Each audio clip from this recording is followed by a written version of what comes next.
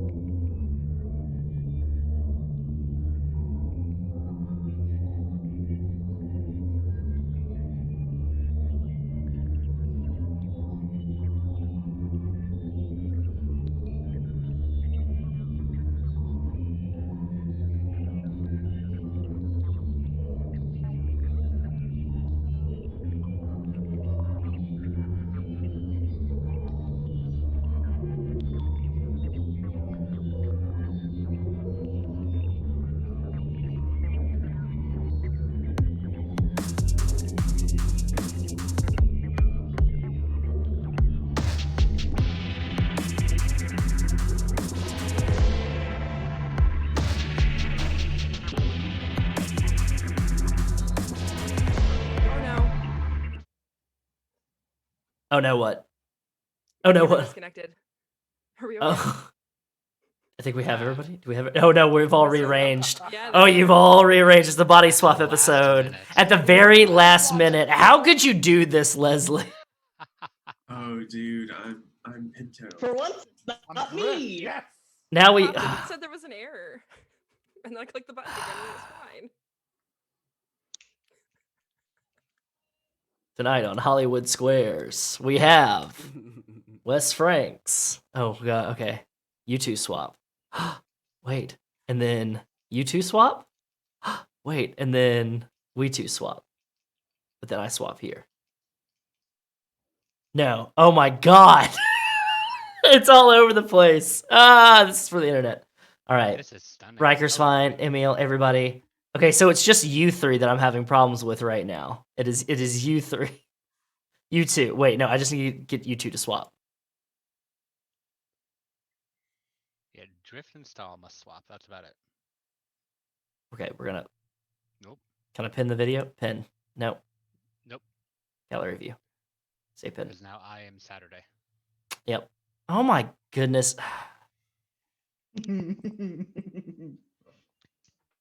I blame Leslie for this. Hi everybody. This is professional. One second. We're gonna go back to idle.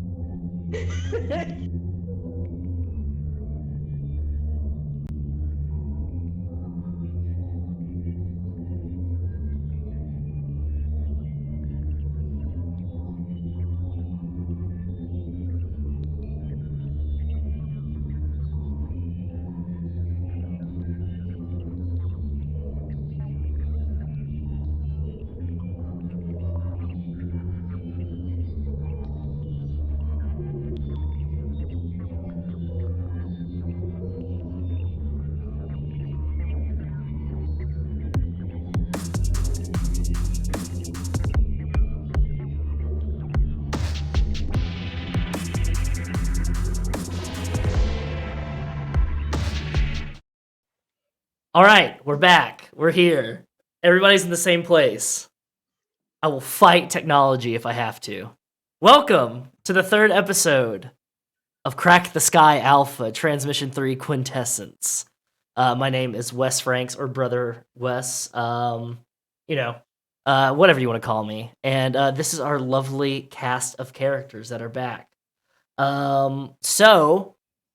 If this is your first time, Crack the Sky Alpha is a Lancer RPG actual play stream that takes a lot of homages to Starship Troopers, Gundam, a lot of that kind of stuff, Blue Gender, Dead Space, but it is based off of the Mastodon album Crack the Sky. Before we get into our episode and everything like that, I have a couple of announcements. They won't be too long and everything. We want to get right into this episode.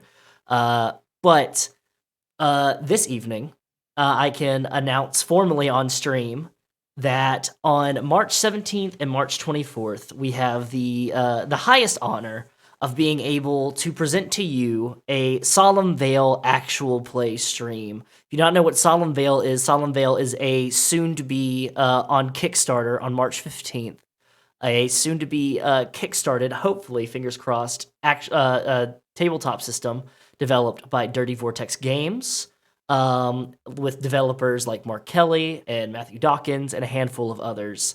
And me and 3 other players are going to be able to take you into the village of Solemn Veil. It takes cues from British folk horror like The Witchfinder General or The Wicker Man or The Third Day, and it is going to be a grand old time. So March 17th, March 24th, you will be able to catch Run to the Hills to promote that. And keep your eyes peeled for March 15th.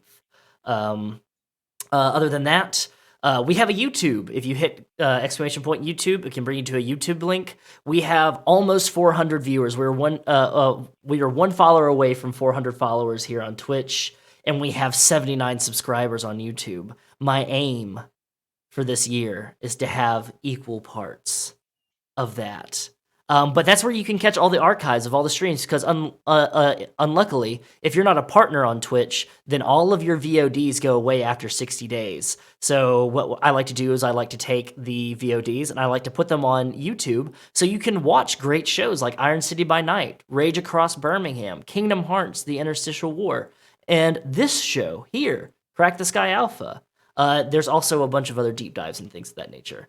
There's also merch. If you hit exclamation point merch, you can bring it to thirsttrapmothman.threadless.com, where there's a bunch of new designs in the shop. And I've got to work with these wonderful people so we can start getting character merch, which will have their logos that you see in the top right-hand corner of their panels there. It'll have their logo, and it'll have like a catchphrase or some sort, something else. If you want to see that, go ahead and check that out as well.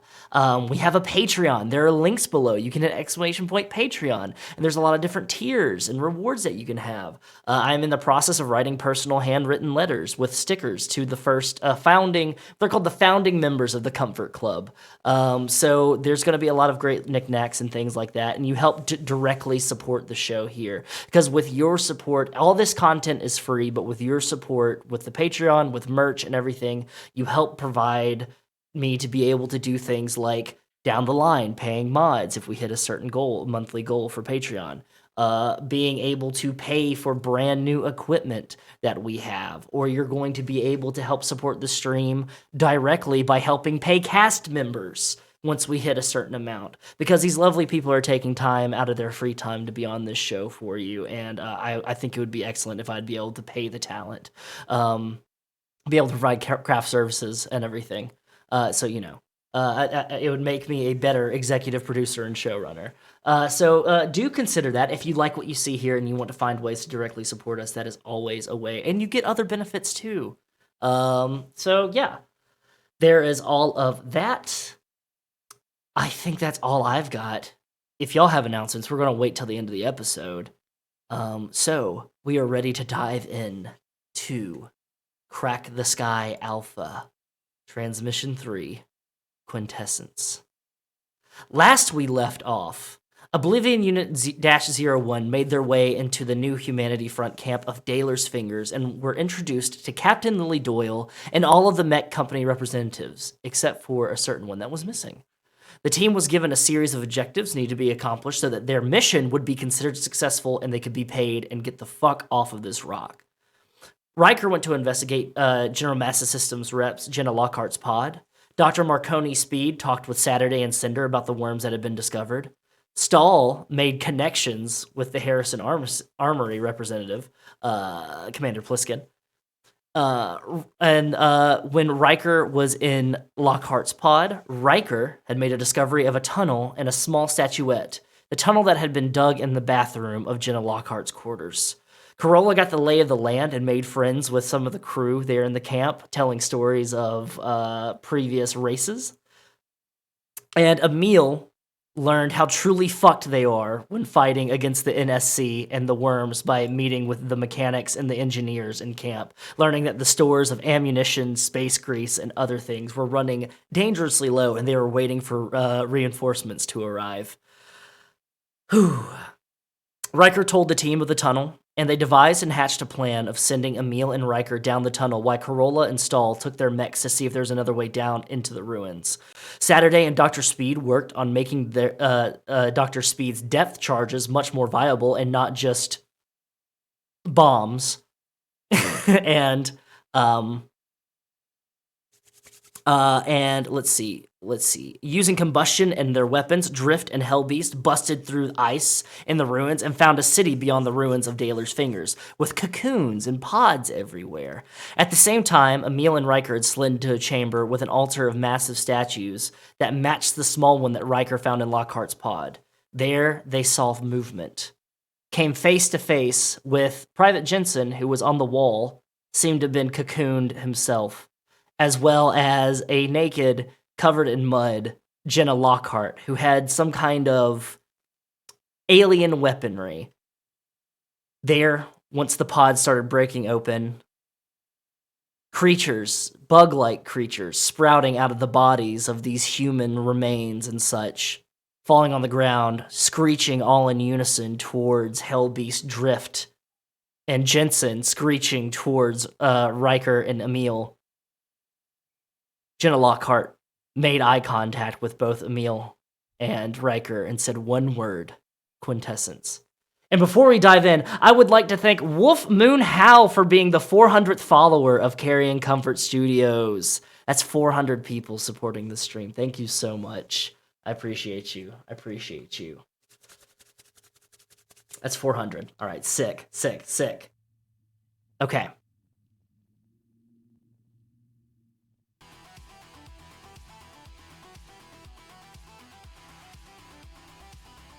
HELLBEAST.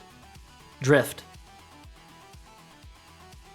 The pods open in the ruins of this undercity that's beneath Daler's Fingers. Human bodies fall out, some looking like they're wearing some kind of Arctic exploration clothing, some wearing no clothing at all, some somewhere in between, as their bodies fall against the ground, splat.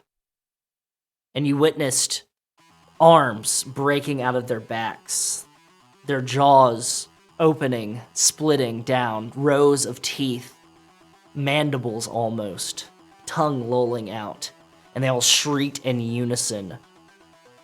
And now you're starting to notice that more pods, as you can see down into this undercity, where there's crystalline formations on the walls of this cave that are making some kind of light. Multiple more pods opening. Almost seems hundreds, thousands, too numerous to count. What are you two doing?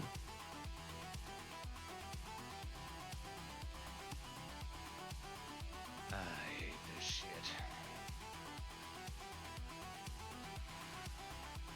Drift buddy, what do you think?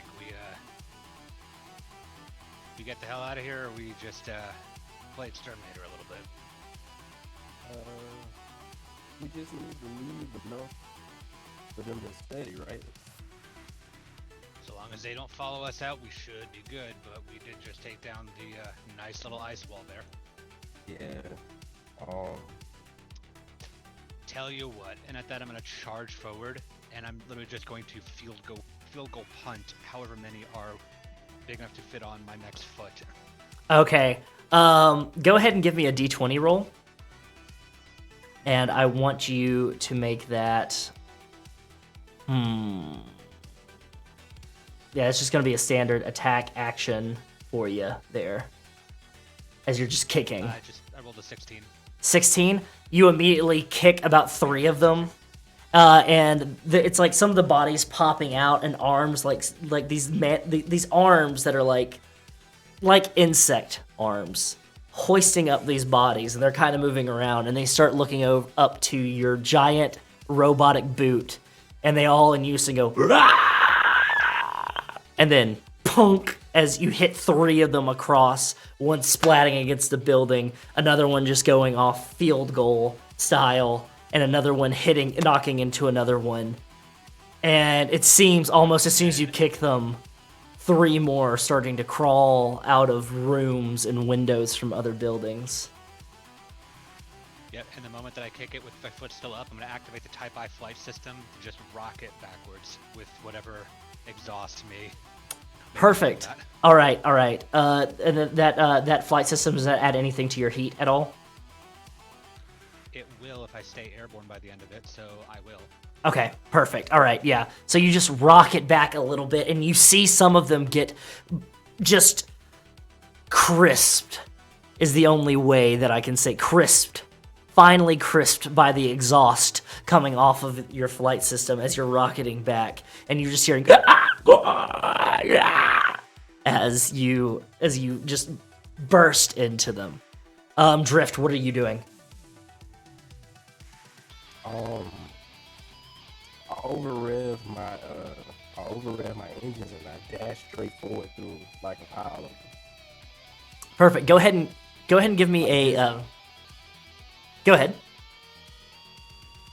Oh, I was just gonna say like just dashing through a pile of them, drifting across, like just splattering stuff. Perfect. Let me go ahead and bring up your mech here. Diamond Damocles. Go ahead and just give me a standard roll here. You can add your attack bonus as well.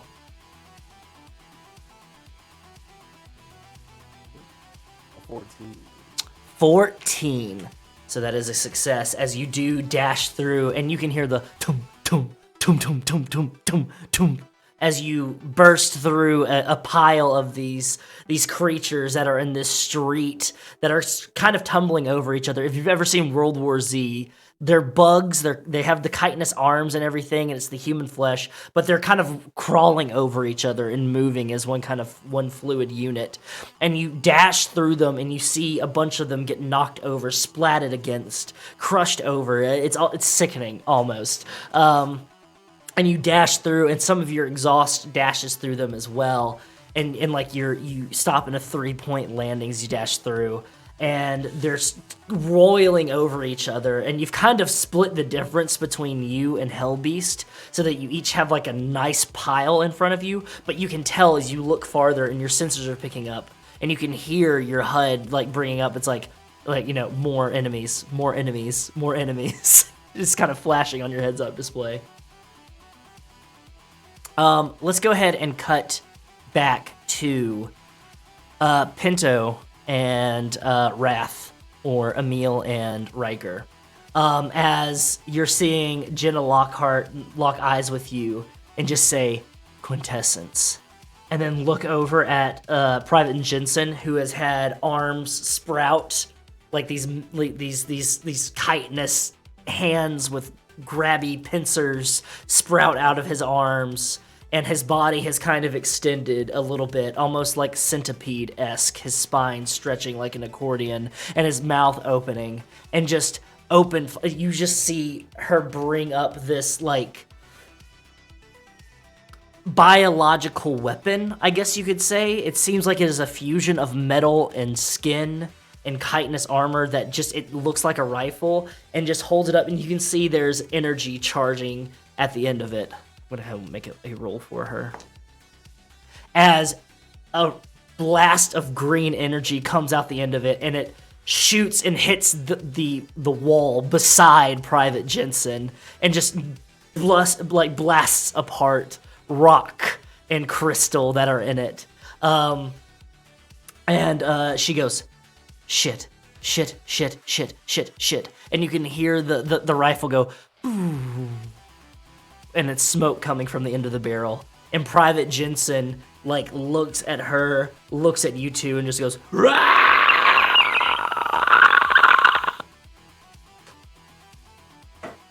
What are you two doing? I'm gonna shoot him. Same. Okay. Okay. Go ahead and give me a D20 roll. And if you have any skill triggers that you believe that you could possibly use, be sure to use those. Yeah, I have assault, so it's 16 is my roll. Perfect. Oh, 4. So Emil, you have a revolver, right? It's a 6-shot revolver. Yep.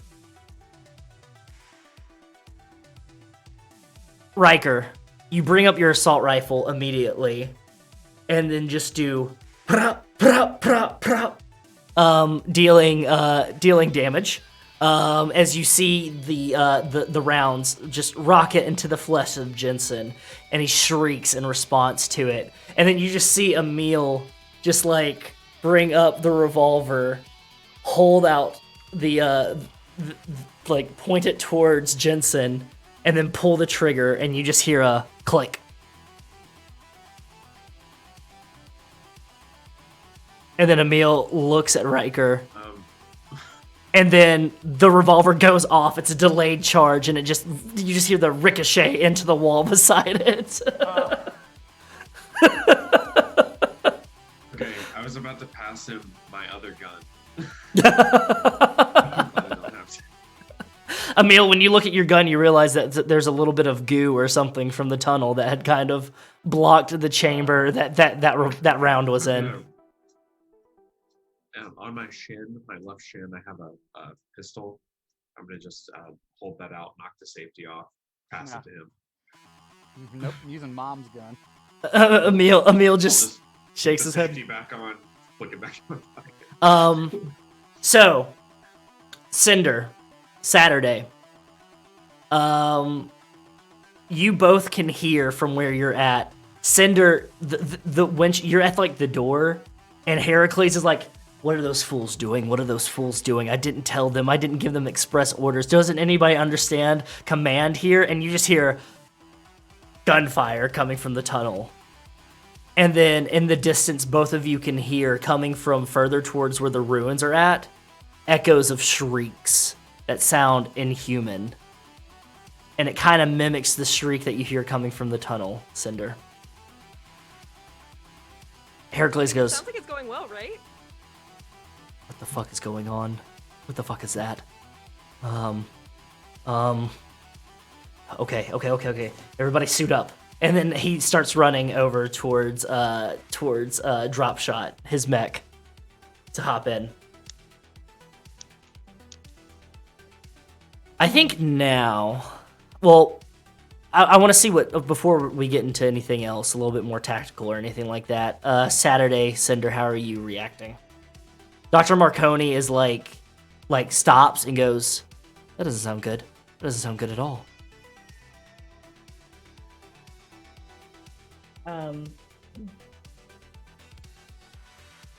Let's see. The question. The ruins that Drift and HELLBEAST went to, yeah. HELLBEAST was what I was not remembering. Yeah. Drift and HELLBEAST went to. Was that one of the places that Dr. Speed wanted to drop one of those charges? Dr. Speed wanted to drop one in there, yes. Yes, but there's also other places on the planet side that Dr. Speed wanted to drop them into, yeah.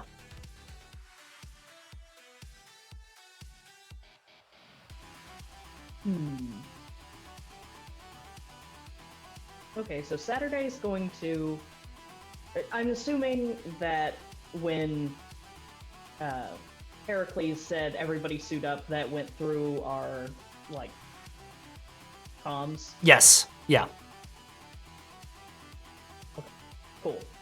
So Saturday is going to hit his data plating, hit their data plating, and tell Astucius to autopilot the mech over to their coordinates at Dr. Marconi's, or Dr. Speed's, and probably knock one of the depth charges over on its side and roll it out the door, so Astucius can just pick it up with Arcade and they can go lend a hand. Noted. Autopilot. Settled. Thank you, Saturday. And you hear Astucius. Arcade starting up and then stomping over. It's just across the way. It's literally like across the street neighbors from the mech hangar bay. And then you roll the depth charge out and it like pops down the stairs a little bit and Dr. Speed goes, no, careful, careful, careful. And it's just ding, ding. And then Astucius, as Arcade, scoops it up and puts it under Arcade's arm, almost like a football. And then holds out a hand towards you, Saturday.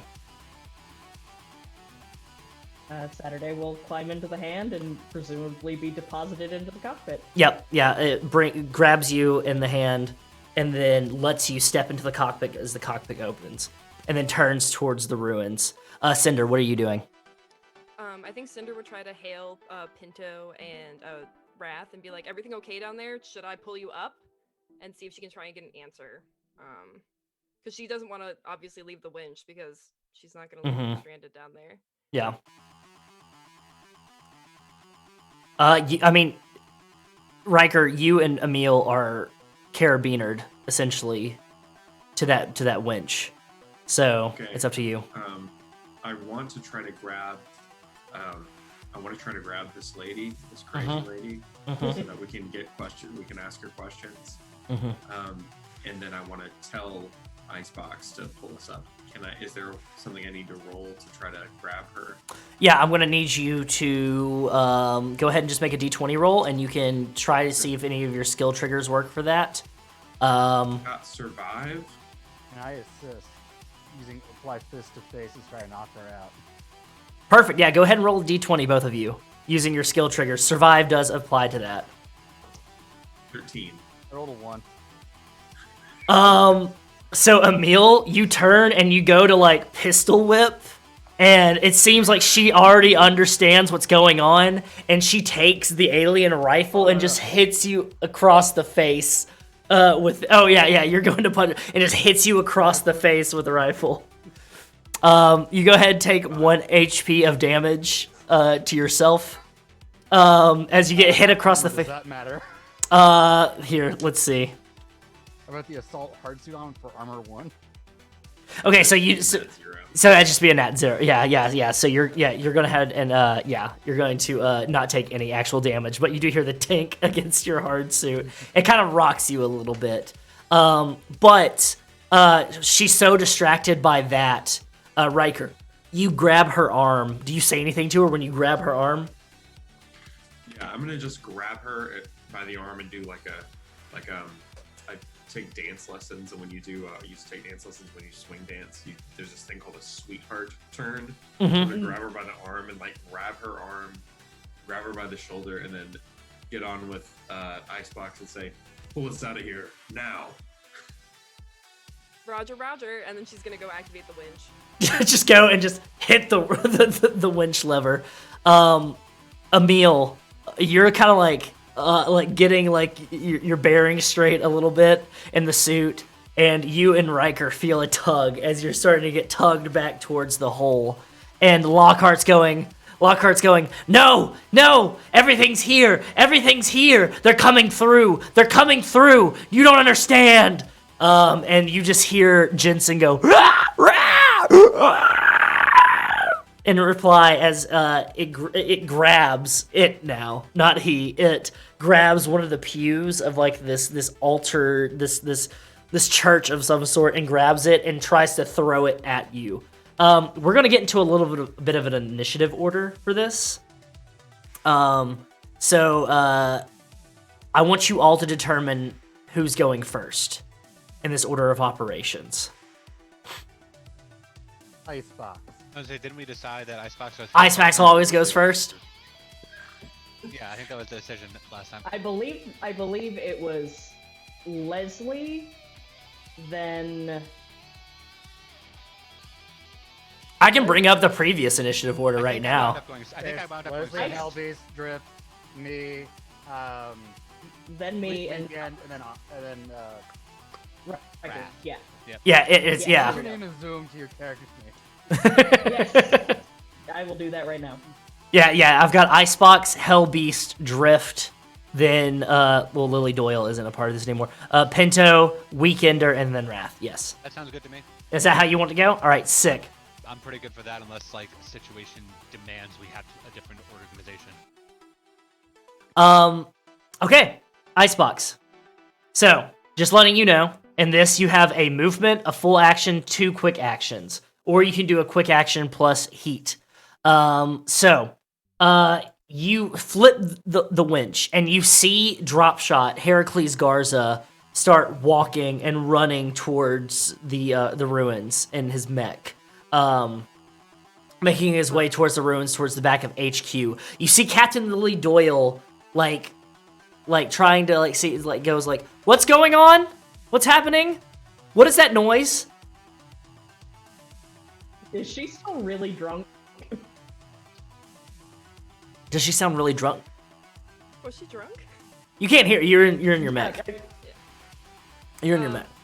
Well, I think when ICEBOX sees Heracles going off, she would definitely radio him and be like, "I'm pulling out Pinto and Wrath now. They must have found something." And then she would just be operating the winch, and I think she would kind of stand, near the winch to make sure it's operating okay, but also kind of near the hole and have her sidearm kind of ready. Perfect. Like a pistol. Okay. Readying an action in case anything that's not them comes out. Perfect. All right. Perfect. You go ahead, prepare yourself. Dr. Speed runs over from their pod and pokes their head in to where you're standing and looking at the winch and everything like that, and goes, "It sounds like everything's getting messy. Are you okay? Are they okay?" And you just hear the from down the tunnel. I'm okay. We'll see what comes out of the hole.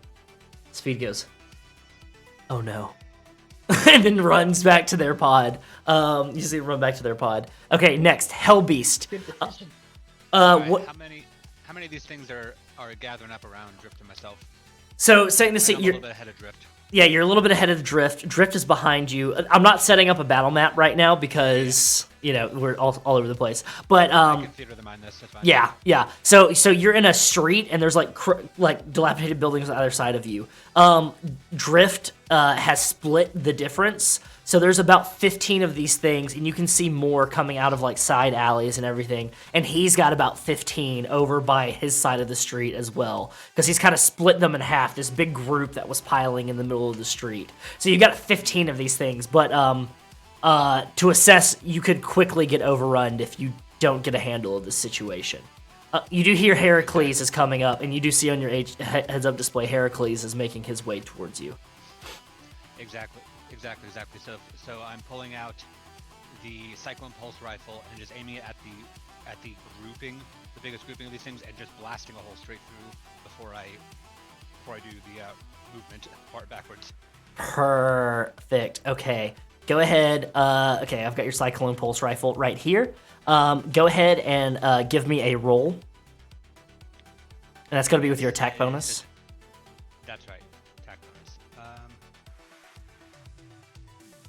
have to find my attack bonus. I've lost it. It's been a couple weeks. Plus grit, right? It's a mech attributes. Yeah, it's plus grit. Thank you. Then it's 17, I believe. 17. Okay, and go ahead and roll me 3d6 plus 3. Yes.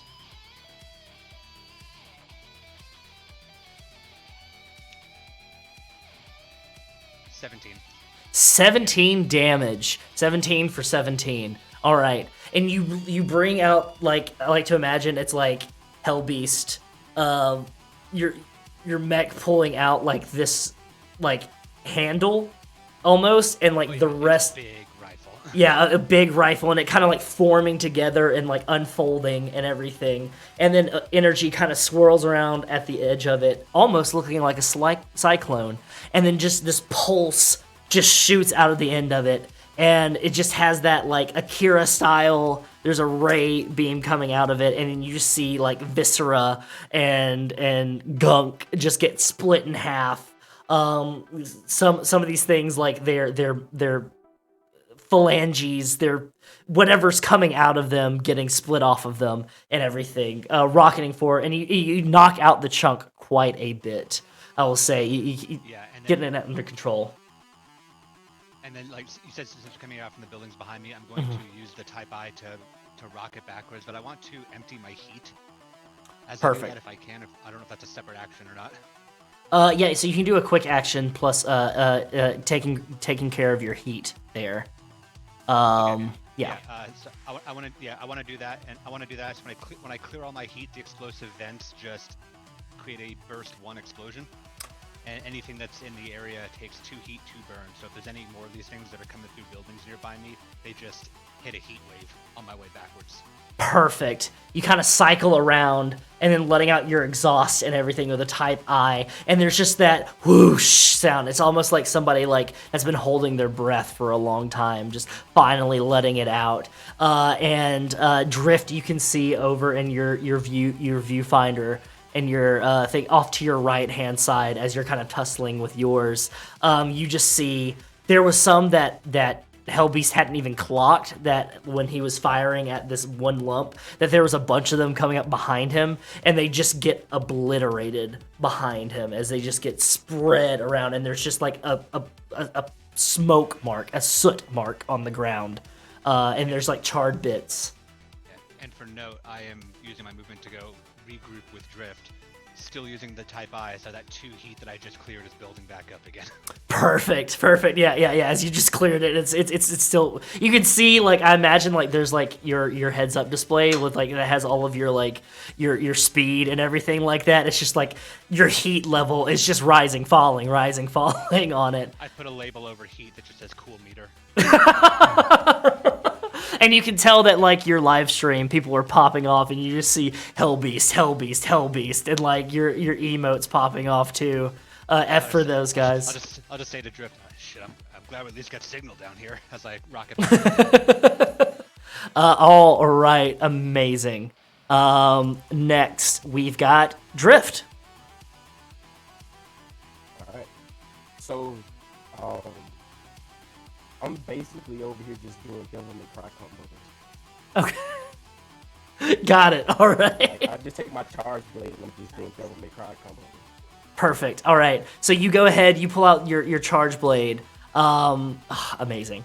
Go ahead and give me a roll. And I'm considering the horde as, like, these hordes as one enemy, but I'm using them as multiple different enemies. It just helps keep HP tracking better. Okay. But yeah, go ahead and give me an attack roll using your attack bonus. One fast question: Virgil, Dante, or Nero? Virgil. Yeah. Yeah. Amazing. Let's see.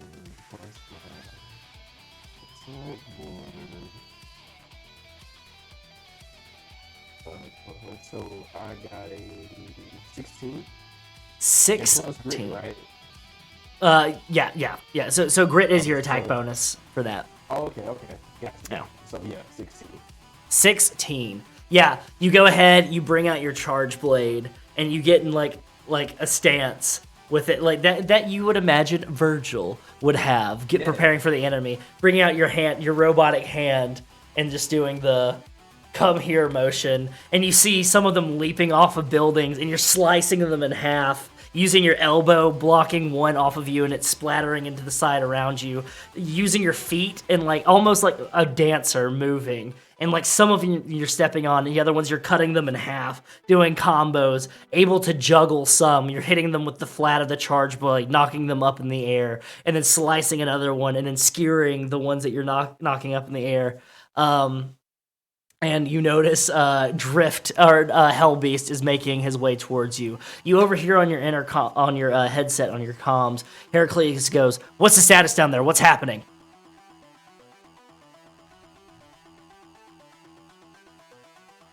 Are we getting great footage? Getting great footage. Perfect. All right, that's your attack. You do have movement if you want to move anywhere else, and you also have 2 quick turns that you can use. I use my movement to meet HELLBEAST halfway. Got it. Okay, you use your movement. So y'all are meeting up back in the middle of the street where y'all had split up. Y'all are meeting up back over there. If you need to do a grapple, a boost, or anything like that, go ahead, do so now. Or prepare something, or boot up a system or something.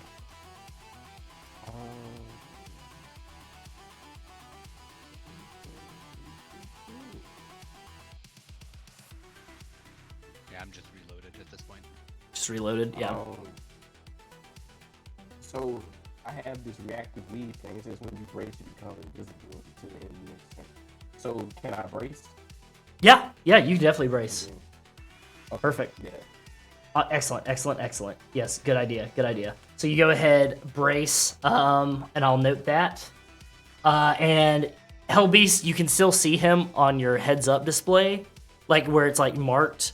But you do notice that as soon as like Drift gets closer over towards you, brings the blade up in almost like a readying stance, and you can see there is like almost a cloak that goes on and shimmers, and like so that like just goes dark to like sensors and also visual cue. And you do see some of the creatures like get confused, seeing where this giant fucking robot disappeared, and they start screeching. You can hear more screeching happening. Let us pop over next to Pinto. You are at the edge of this. You're carabinered to this winch essentially, and it's pulling you back. I need both you, and I'm gonna need both you and Wrath soon. So prepare to do this. Not yet. Okay, not yet. But what are you doing, real quick, as you're getting pulled back? Can I get into melee range with it? Before I run out. So you're getting pulled backwards. So there's not a slack. So okay.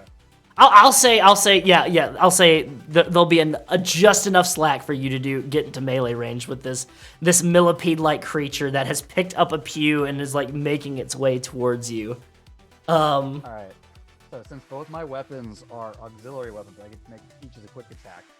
Yes. Each one as a quick action, so I can then both my quick actions to attack twice. So I will first try to shoot it. Okay. Go ahead and make that roll with your attack bonus. A 9. Nice. A 9. You go to fire it off. Including your Yes. Yeah. You go to fire off one with Mother's gun. and the round just ricochets off of a pillar as you were aiming for like the center millipede-like body of the former Private Jensen's spine, and it just kind of curves around it.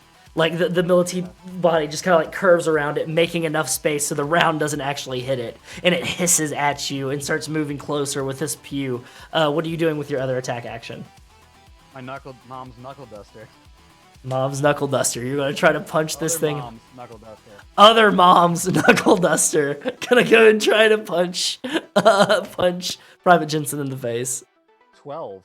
12. Okay, that does hit. So go ahead and roll damage for me for Just 1 damage. Just 1 damage as this thing hisses at you and it's bringing up this pew to strike you. You miss and you just like rabbit punch it with this fucking knuckle duster one quick time, and you hear a crack as Jensen, the former Jensen's cheek kind of caves in. The cheekbone kind of caves in a little bit, and the creature stops, shakes its head, and looks at you and goes, "Rah, rah, rah, help me!" There ain't no help in that. What are you doing? There is no cure for millipede. Okay, so those are your 2 quick actions. Anything else you're doing? Then I'll just get pulled back by the winch. Perfect. You just take yourself by the winch. All right. Sick. Okay. Next is Weekender.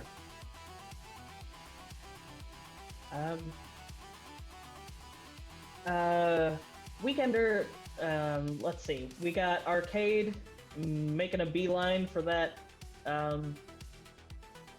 ruins area. I'm imagining that I was far enough away, I'm not gonna make it there this turn. Okay, yeah. You might be able to, depending on how you utilize your actions and everything. Okay. Because you can utilize doing boosts. You can use both of your quick actions for boosts. Oh, okay.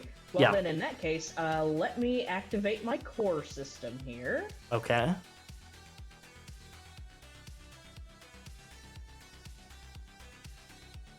So that's my protocol action. That lets me use boost as a free action, so I can actually boost 3 times. Perfect. Yeah. And I fly when I boost. Yes. So if there's any, like, terrain in my way, I can get around that. Jesus. Okay. So you can essentially do 20 speed at this moment. Because you got your 15 bonus. If that's what you're wanting to do. If you're wanting to use your full okay. Sick. Okay.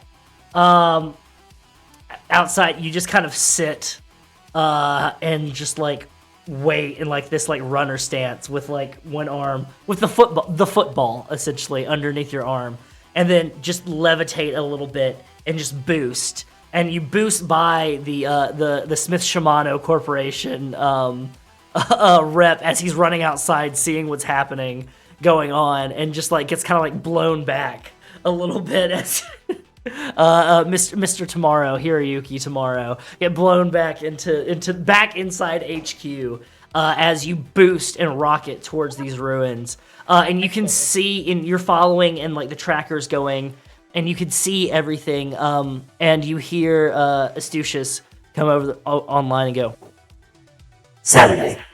I'm recognizing multiple different life forms. Close to 500, 600, 700, 800 life forms detected. Closing in on your comrades.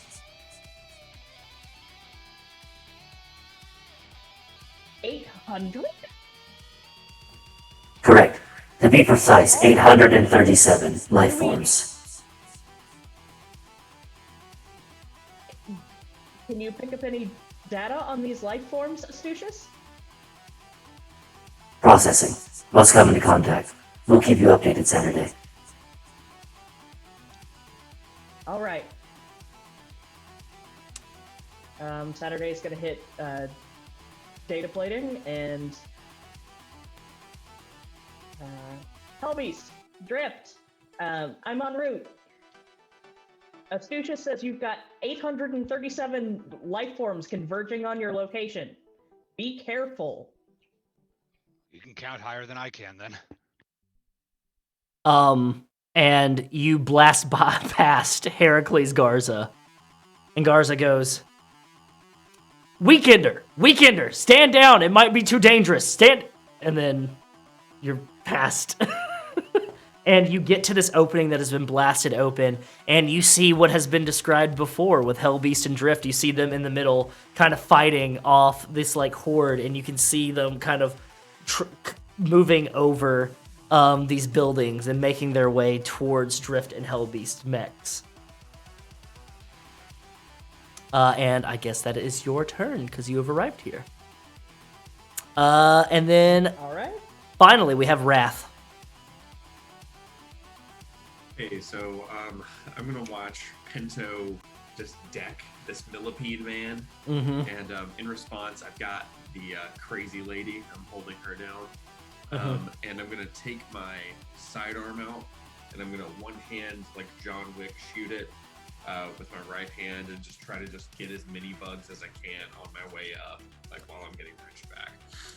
Perfect. Okay, so there is just the one bug, but you can go ahead and use your 2 quick actions to fire, I do believe, with what you have. Posture check. Everyone. Posture check, everyone. Yep. Posture check. Yeah, There we go. Go ahead and roll my attack. Mm-hmm. You can use your assault skill triggers. It's an 8. So. 8. Boom. As the millipede gets punched in the face, it starts coiling up, getting ready to strike, and it brings up the pew it was carrying in one of its arms, and it blocks the shot. And go ahead and roll again for your other shot as well. It is an 8 again. An 8 again. So you're fine. So You need to get new dice. your aim is too tight. So you just your grouping is really good normally when you fire, and you had one shot and a follow-up shot, and it's just both plut into the pew. You hear Lockhart go, "No, you imbecile! You don't understand what that is. It's precious." Are you doing anything else with your actions? No, flavor-wise, I'm just gonna keep shooting at this thing and Yeah. holding her while we get ridged up. Just Yeah. because in my head that's badass, but Yeah, of course, that's of all I'm course. doing. Yes, you're firing into it. Okay, so it's going to be their turn now. Let's start with Jensen since we're here. You're all getting, you're both getting, all three of you getting pulled back. You're almost towards the tunnel entrance, getting pulled up into it. Hydrate check. Oh, yeah. But you all getting poured towards the tunnel entrance. I need both of you to give me a D20 check, and you can use survive or what have you. It's a dodge roll, essentially. 5. Does get somewhere quickly count? Yeah, I would say, and without complications, yeah. 12. Yeah, get 12. Yep. Pinto, you're kind of like moving backwards. Like I imagine it's reverse. Okay, so you're skiing, you're water skiing. You're getting pulled behind a boat, but it's reverse. So imagine your boots are like you're dragging across the ground, and you have your knuckle dusters and your revolver out. You duck as this pew rockets overhead, gets launched by this thing. Mm-hmm. And Dodge again. you look over your shoulder and you see the pew, like Riker is dropping a magazine and putting another magazine in and reloading, all doing it with like one hand, like dropping it, popping in the magazine in the belt, and then using Lockhart to pull back the chamber, the round, and the slide. Thank you. Yes, thank you. And doesn't even recognize the fact that there is this massive pew that's coming and hits Riker like full on in the chest. Riker, you feel the air go out of your lungs. I need you. Are you wearing armor of any sort? pilot armor? I am. I have a assault hard suit on. I am curious because I am holding both my sidearm and this woman. If I'm like holding her in such a way, like in my head, I've got her like arm sort of pinned, and I'm holding her over her shoulder so that I have a good grip. I'm wondering how that affects this pew getting hurled at effectively both of us. It does affect her as well, because she did roll poorly as well. She does take more damage than you, though, because you do hear a crack as she's in your arm. And she gives out a cry of pain. And since you have a hard suit on, you are going to take. Okay, so that's that one armor. So you are going to reduce whatever damage. Yeah, you're going to take 1 HP. Okay. You have an armor of 1 without assault hard suit. Yeah, so 1 damage.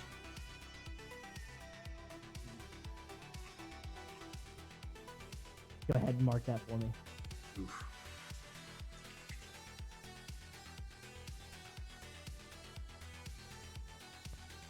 Perfect. All right. So, next, going over, the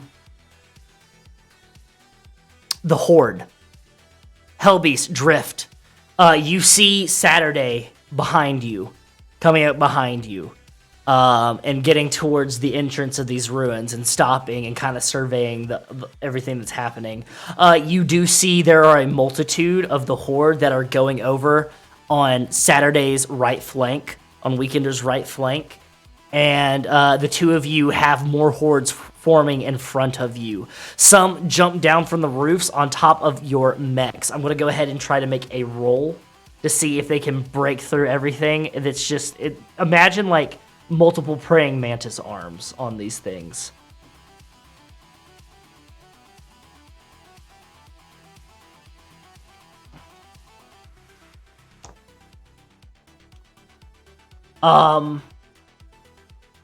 They start dinging and like all together kind of hitting up against you, Drift. And you're able to block most of them, though you do take 1 amount of damage towards your mech. So that's not structure damage. That's just HP. Once you run out of HP, then you take a structure damage. But you do take 1 HP damage. HELLBEAST. You have the same, just 1 point of HP reduction, as they're kind of like hitting against you with these arms and trying to cut into it. And there's a lot of them, but you can tell they're starting to get frustrated as they're banging up against it. You can hear them screeching outside, and they're starting to form all together. Arcade or Weekender. On your right flank, you see a group of them running towards you, and you see one of them that has 6 arms, but it's larger than the other ones. It's kind of bulbous. It seems like it has a sack of some sort on its back, and it's stumbling towards you. And 6 of them try to like launch themselves onto Arcade. They miss, and then you see that the bulbous one kind of stop. And then it starts making a regurgitating motion like that. And then its jaw kind of opens up like the Scream. Like kind of like Ghostface a little bit. And you just see this sick liquid that has like smoke coming off of it spew out of its mouth. And you see the sack on its back kind of enclose. I do need you to make me a D20 roll. And to see if it is... a D20 roll, and if you have anything for your mech, a dodge or anything like that, please do take that into account. Okay, let's see.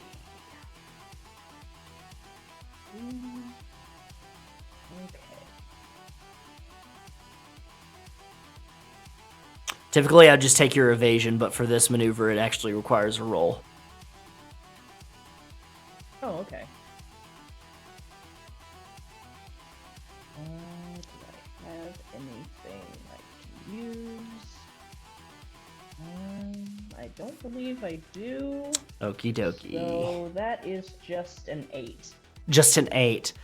You're busy being harried by these smaller Goombas, whatever you want to call them. These bugs that are attacking you that you don't realize in enough time, and you bring your arm up to block the football that's under your other arm, and you get pelted with this liquid that you realize is an acid of some sort, and it starts burning away at your mech's arms. And you're taking 5 HP reduction. Okay. Quick questions. This is actually the first time I've taken damage in combat. How in the heck do I do this at CompCon? CompCon, you should be able just to click it, or you might just have to take care of it off to the side. Okay.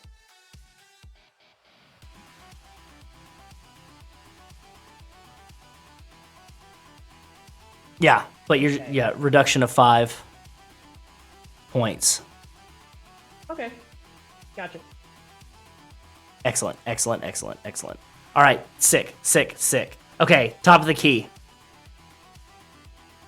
Are you still sitting there waiting there, ICEBOX? Cinder? Because you can hear more gunfire in your cladding. Shotgun, perfect, amazing. But yeah, so she's like, yeah, I don't think she's gonna do much else except get near the hole with her shotgun. Like, Okay. Since she hears more shots, she's definitely prepared for something to come up out of the hole. I need you to roll me a d20. Almost like an awareness check here. Sure. I got an 18. 18. You hear a pounding coming from the ground outside.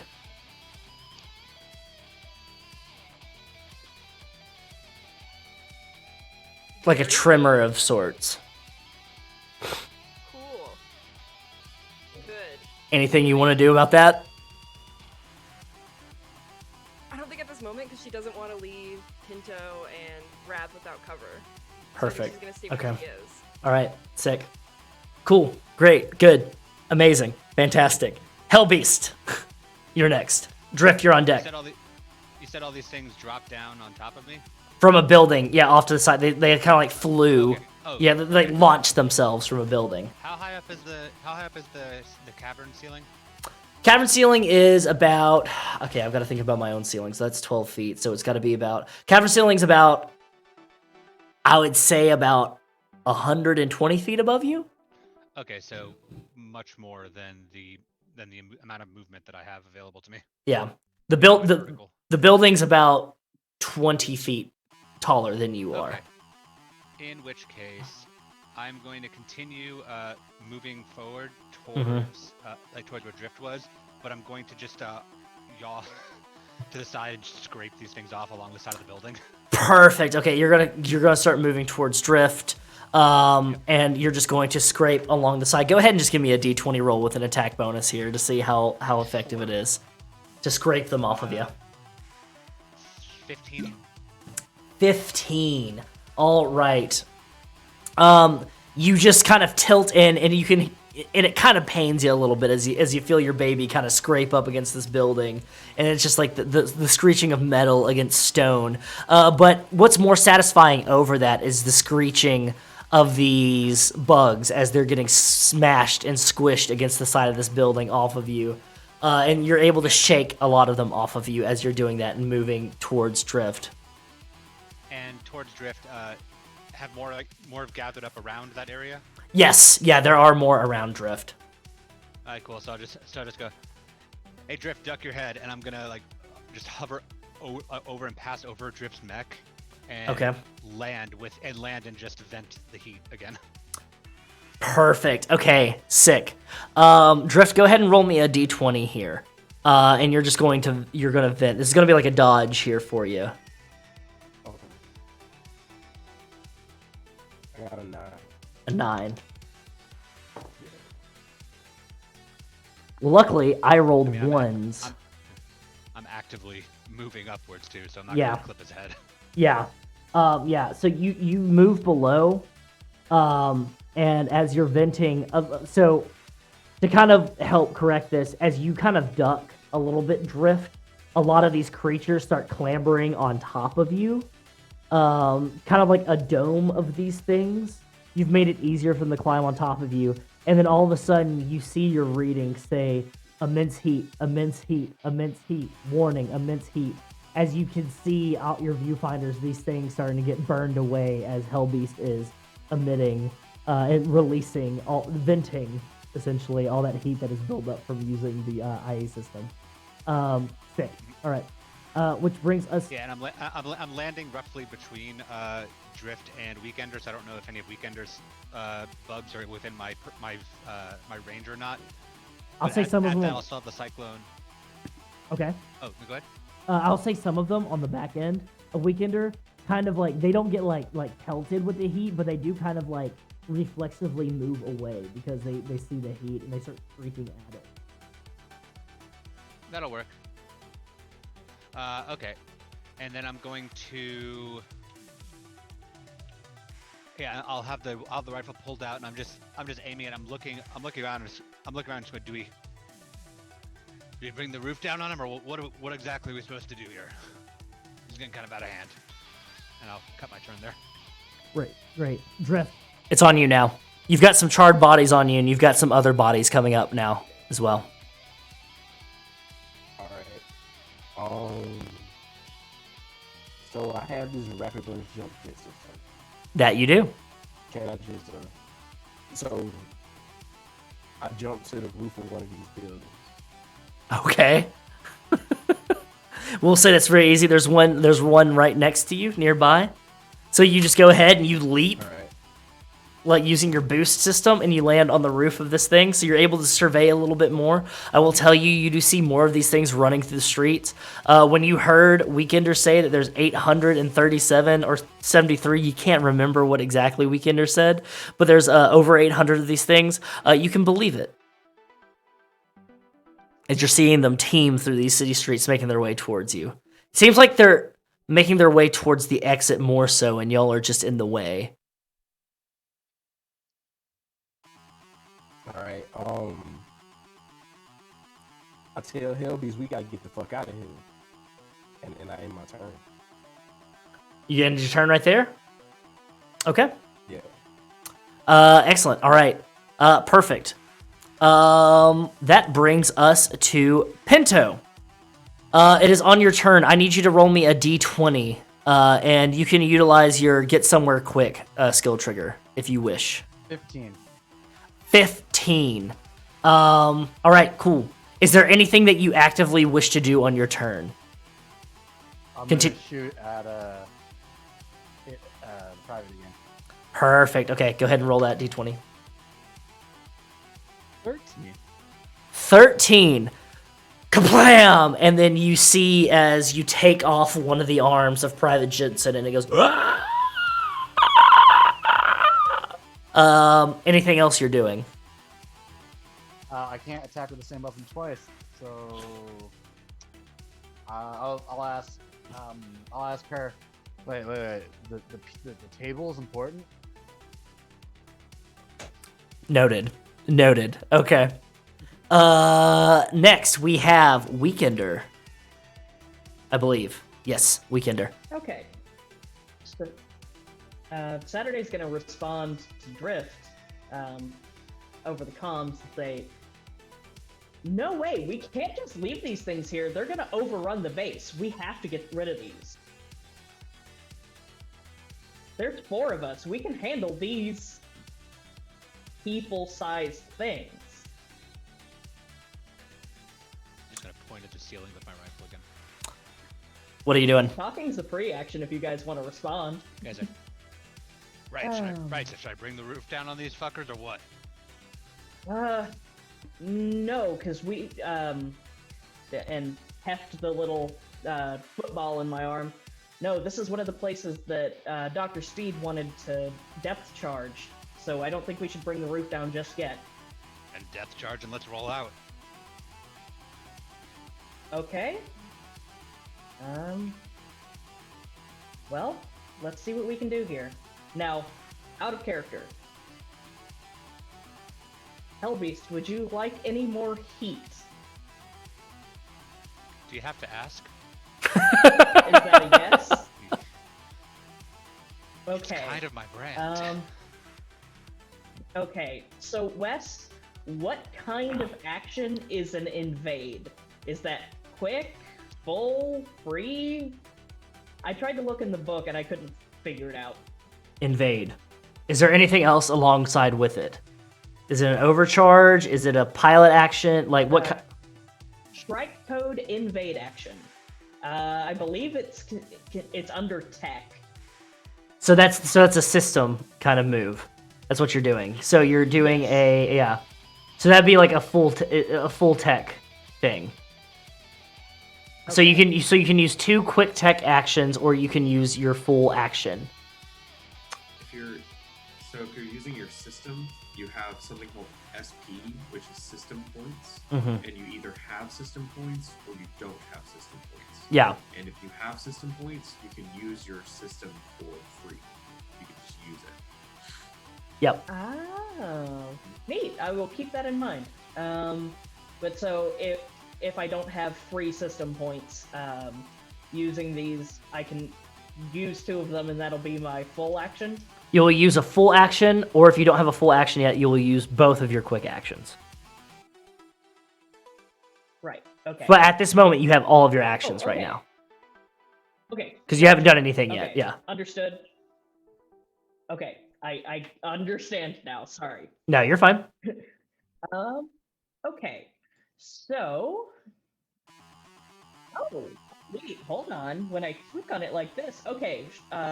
So this one is a free action. Is the other one also a free action? Oh, it is. Cool. Should be. So if I want to use 2 free actions, does that make one of them a quick action? No, I think you can only take one. So the thing is, you can only take one of each type of action, I think. Yeah, so if you're utilizing your system, you can only use your system once as like a free action. Yeah, I've got it pulled up right now. I'm looking at it. Like, you've got free actions and everything like that, but if you're trying to utilize your system, you can only use your system once per turn. It's kind of like casting spells in D&D. Gotcha. Okay. Well, I'm going to use, presuming that he's willing to let me, I'm going to use Strike Code on HELLBEAST. Okay. Which, what that does is, till the end of his next turn, he takes, before he can attack, he takes 2 extra heat. Perfect. And I'm assuming by the smile that he's going to allow that, so okay, perfect. Oh, yes. So you go ahead, So... and you hear Astucius go, Well, that was easy. I'm in. and HELLBEAST, you see your heat gauge rise, your cool gauge rise, your cool meter rising. Your cool points rising by 2.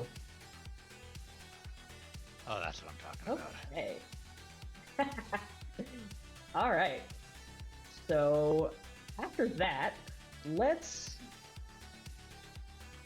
Okay, my core system's still active, so I got an extra 1 accuracy on attacks. Okay, and I can boost as a free action. So let's see.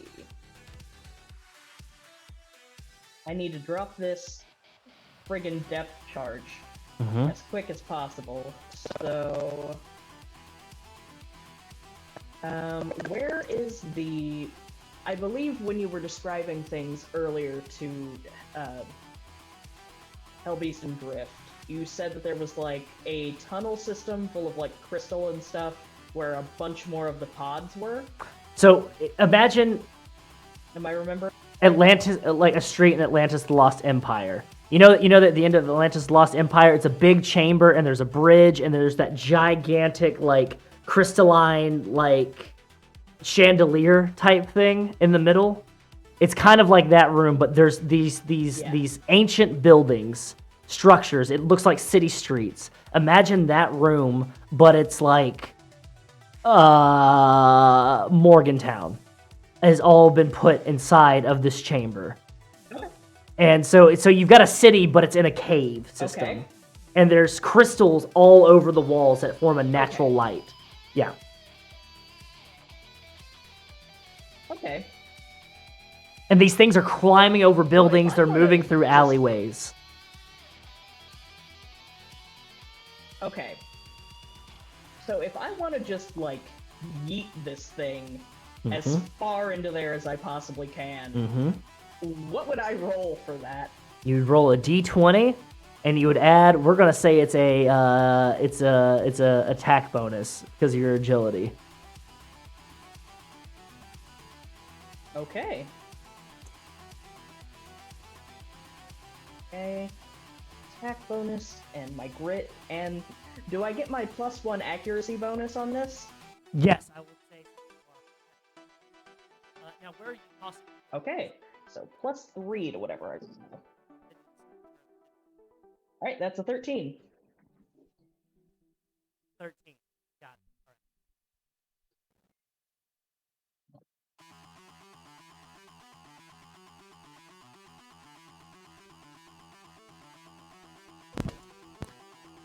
What'd you get? 13. 13. Okay, so you take this thing and you're tossing it towards the center of the city. Yes. Okay, yeah. You go ahead and take it and you're just hefting it, and you see it sail ass over tea kettle towards the center of the city, and it goes ting, ting, ting. And you hear a sucking noise start being pulled towards it. And Astucius goes, Oh, I think it dinged a couple too many times there, Saturday. we'll resolve that here soon. Wrath, it's your turn. Okay. Hey, am I still in the hole? Am I knocked down? I need you to roll a d20 for me real quick. And you can add any kind of like agility-based trigger, or okay, a 2? All right. Yeah. You feel your back. So you just got hit by this pew thing. And you feel your back go, and the air kind of go out of your lungs again as your back hits the rock wall. Like your lower back hits the rock wall, and you're getting pulled up through the hole. So you get pulled up through the hole, but you take 1 point of damage as your back gets hit up against the wall, and you get dragged up. And Lockhart is like bleeding in the head and seem kind of dazed, and is going, "Let me go. Let me go. You don't understand. It's precious. My research is precious. It needs me. It calls for me." And you start getting pulled up through the tunnel. You see Emil is getting pulled up through the tunnel as well. Okay. Yeah, I'm gonna completely ignore her because she's obviously insane. Mhm. And I'm gonna wait until I get up top until I see both myself and Pinto Okay. up top and safe. And then I'm gonna try to find anything in that room where the hole is to throw down or cover it or something. Perfect. All right. If that's the case, then we're going to go ahead and break away from initiative here, because we're at a point where something dramatic is about to happen inside the cavern where a Weekender, HELLBEAST, and Drift are, and we're getting towards the point where you're getting pulled out of the tunnel room. Emil. Riker. You three feel yourself being pulled back up through the tunnel, the winch working double time. ICEBOX, you can hear them being pulled up through. One by one, you see Wrath get pulled up by holding a naked woman that is holding some kind of weapon in her hand. She looks rough, looks really rough, covered in mud, and just like a whoop noise as they get pulled through. And then a few seconds later, you see Emil get pulled through, firing after it, and you hear skittering noises coming from the tunnel. You two get pulled up are you stopping the winch as soon as you see them getting pulled out as they're getting pulled towards Pinto's? Yeah, definitely. Yeah. Yeah, I flip it as soon as they're like up out of the hole. Up out of the hole. So the winch stops, and you all kind of just kind of fall on the ground, collecting yourself. Wrath, you said you're looking for something to plug the hole, correct? Yeah. Okay. You go ahead and you see that there's like it might be a little bit too small. You can't tell, but there's like seems to be like a barrel of some sorts where there was like the mud that was being collected as this tunnel was being dug into. Go ahead and make me a D20 roll as you hear skittering coming through. Can I apply survive to that? I would say so. Cool. Ooh, yeah, that's 13. Perfect, 13. You start maneuvering that barrel over towards the opening, and you see the head of Jensen poking back up, and you see one of the arms, and you take the barrel, and with strength, you take it, you pick it up, and you slam it down on the tunnel entrance, and you sit on top of it to, like, put more, like, pressure on it. And, like, you just hear the cut short as you plug up the hole, and you sit and wait, and you feel the boom. As like, the thing as Jensen is pushing up against this barrel, trying to Yes. pop it out. And I'm gonna unhook myself from the winch. And Yeah. Just, like, throw that aside and just kind of look over at ICEBOX and be like, "We've got to do something about this. Get my mech."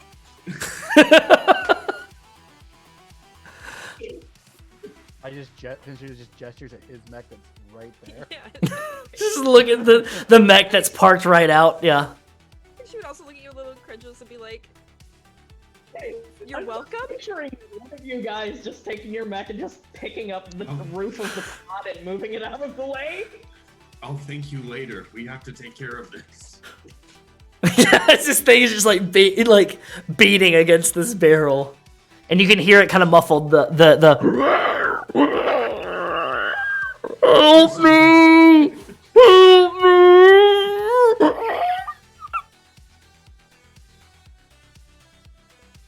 Okay, screw it. I'm gonna grab my assault rifle. I'm gonna Right, stand up you and do I'm it. gonna I shoot run through in the the barrel. You're gonna shoot through the barrel? Okay, Yeah. great. You just I'm gonna kick the barrel as hard as I can and then just you're gonna kick the barrel over and just fire into the hole. yeah, just lay it. I'm just gonna lay it down. Perfect. Go ahead and give me a D20 roll here, adding your if you got any shooting bonus. Assault. Yeah. Yeah. Okay. Ooh. Yeah. So with grit, that is a 14 total. Okie dokie. Go ahead and roll damage for me, or is it just a base damage? It's just 2. Yeah. 2. Just 2 damage. You see, as you kick the barrel over, you see Jensen's like face, like kind of split open and everything like that, and he's doing the "help me," and then you just, just the burst of the assault rifle going, and you just rip him to shreds in the hole, and then he just falls silent and just starts sliding down the tunnel. While he's saying "help me," I'm gonna do my little X-Men quip thing. I'm gonna be like, "I'm trying to, buddy," and just like massacre him. And you just hear Lockhart go, "No, no, the subject," and start like clambering towards the tunnel. Let's cut to the group that are in the cavern. So you've got Acid Boy over to the right-hand side, Weekender. You see Drift has moved up on top of a building. HELLBEAST, you have exhausted over, and you've got your Cyclone rifle out, about to help Weekender. When you see Weekender just chuck this depth charge barrel, the football, so to speak, towards the center of the city. And using a robot, using a mech, helps. It helps with it. It's almost like you're putting it in a catapult. And you just see the thing go sailing, just... And it hits the center of town, and there's like a... And all of your systems start going meh, meh, meh, meh, meh, meh, meh, at the same time. Oh, that doesn't sound good. I'm going to plant the Cyclone rifle just like level with the street. Mm-hmm. Because I see these things just coming. And I'm just going to fire. Perfect. Okay, go ahead. Just a beam straight down the street. Go ahead and roll me a d20 attack.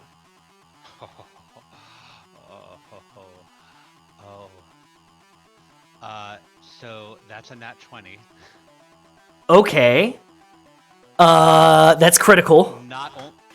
So not only do I deal the maximum possible damage and bonus damage for that, which is...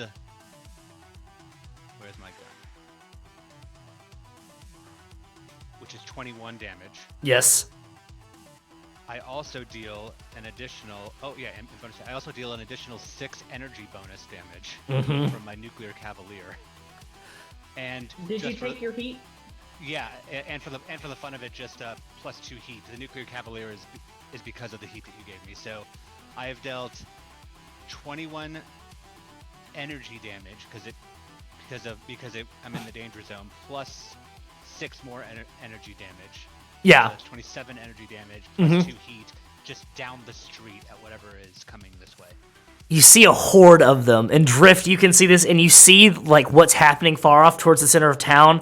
But let's look. Think of Gundam or like maybe like there's the special beam cannon on Dragon Ball Z. Any of that nonsense where there's just a collection of energy. As you see HELLBEAST Stall's mech. Oh no! I'm not even aiming. I literally put the gun flat on the ground. Like. Oh, okay, got it. So putting the gun flat at street level and just kind of see like this movement of like puts up an arm to shield against it, and you just see this coalescence of energy as like there's wires that come from the cyclone cannon and connect into your arm. HELLBEAST into your mech's arm, and it starts pulling the heat from your mech into it, almost like a la Bishop from the X-Men. And you just see like this ball of energy collect at the end of the rifle, and it just explodes outwards down the street and just rockets down the street, and there's this sea of bug bodies, and they just get roasted, eviscerated at the same time that's happening, and the dust is starting to settle from the street where he has made a new street. He's widened the street from these buildings and everything like that, and you kind of keep yourself settled, Drift. You look off, and then you see a spark. A flash from your elevated position. You see towards the center of the city. You see there's a flash, a spark. And if you've ever seen the J.J. Abrams Star Trek, those movies, Star Wars, where there's the depth charges in Star Wars or in Star Trek, where there is a flash and then there's nothing, and you just see a shockwave kind of moving towards the city. And then there's an immense noise that echoes in this cavern, and it echoes, and you have to each turn off your audio sensors in your mechs from the outside because it starts causing feedback, and it's messing with the music that you're listening to, Drift.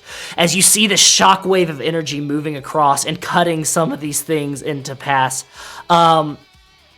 Cinder, you hear from outside the pod, you hear... Oh goodness, it's worse than we thought. Look at all this data. Look at all this data you hear coming from Dr. Speed over outside, and you can like look over it and you see Dr. Speed has like a laptop and is looking at looking at it and just like, look at all this data. I need each of you that are inside the cavern, as well as Heracles Garza, who has just rolled up and was taking a sniper position towards the end. I need you all to start giving me a D20 agility roll with your mech. As with the depth charge going off, you start seeing the crystalline things happening, moving from the walls, and crystals start falling. And the ground beneath your feet starts quaking a little bit, tremoring, as you can see the street starting to split up. So an agility roll, am I adding my agility to this? It's just a D20 roll and adding your grit to it. Oh, okay. I guess we're asking, like, are we adding skills like get somewhere quickly? If we're trying to... Oh, yeah. Get somewhere quickly. Any skill triggers or any of that, not any of that you have. Okay. So with all of my stuff added on, that becomes a 17. 17? Excellent. 16. 16. And what did you get, Drift? I got a 16. Excellent. Excellent. HELLBEAST, you might immediately take your flight system, and you realize what's happening as you can see some of the bricks of the street moving underfoot, and some of the crystals, and you see a crystal fall beside you, and it pierces into the street beside you. Things are starting to move. Arcade, you realize what's happening quickly. In Arcade, Heracles goes, go, get out of here. I have to grab Drift. Drift, you start moving your mech as buildings around you are crumbling down, and you're hopping on top of one building, hopping on to the next one, and they're starting to, as you see that from the center of the town, it seems that the structure of this floor was not as stable as you thought it was, as it's collapsing inward, and the cave, like, roof above you is starting to cave in too as this death charge went out. It seems that when something happens in an echoed locale, it intensifies whatever happens. As these crystals are forming, Heracles moves up, puts the sniper rifle on drop shots back, and starts running towards Drift. HELLBEAST, you and Weekender start moving back. Are you peeling out? Are you getting out of the area completely? I was about to, but Heracles said he had to go get Drift, and Drift is up on top of buildings, and I'm more level with him, so I'm going to vent my heat and rocket boost forward and probably pass Heracles on the way to Drift. You do. You pass Heracles on the way to Drift. And Heracles goes, "What the shit? No! Stall, get out of here. There's no time for subscribers. Get out of here." My audio is off because of the because of the immense. So he's yelling. I haven't heard anything. I'm literally just gunning towards Drift.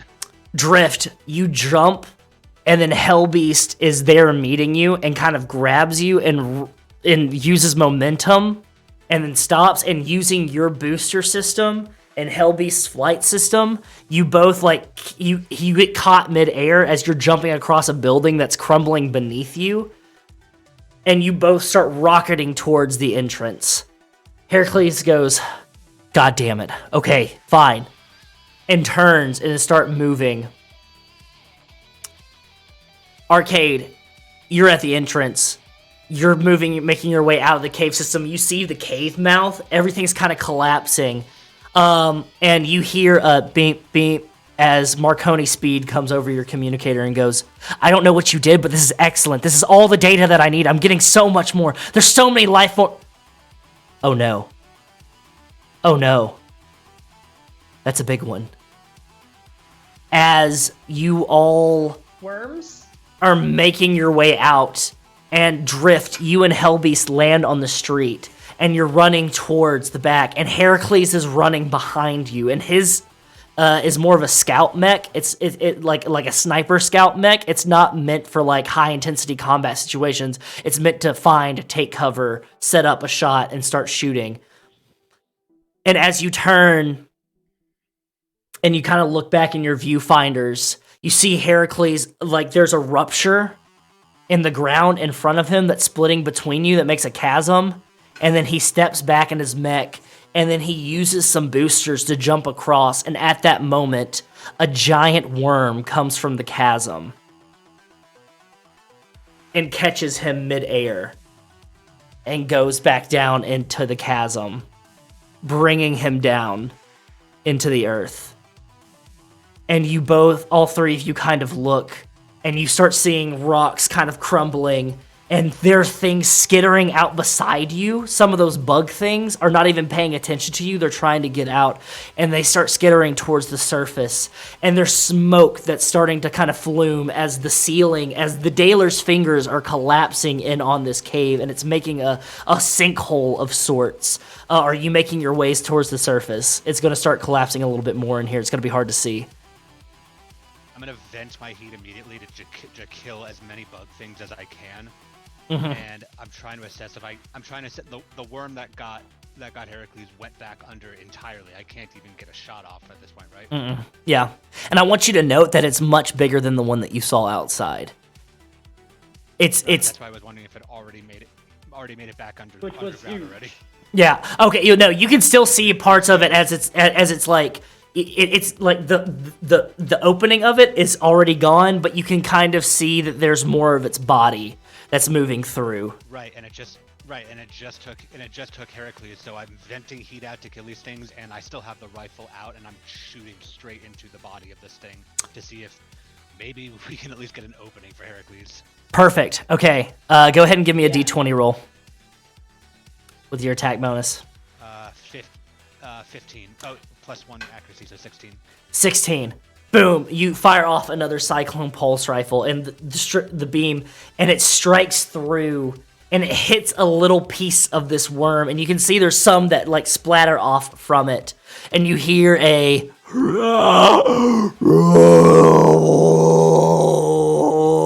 that echoes through the cavern as the cave mouth is starting to collapse too. 12 damage.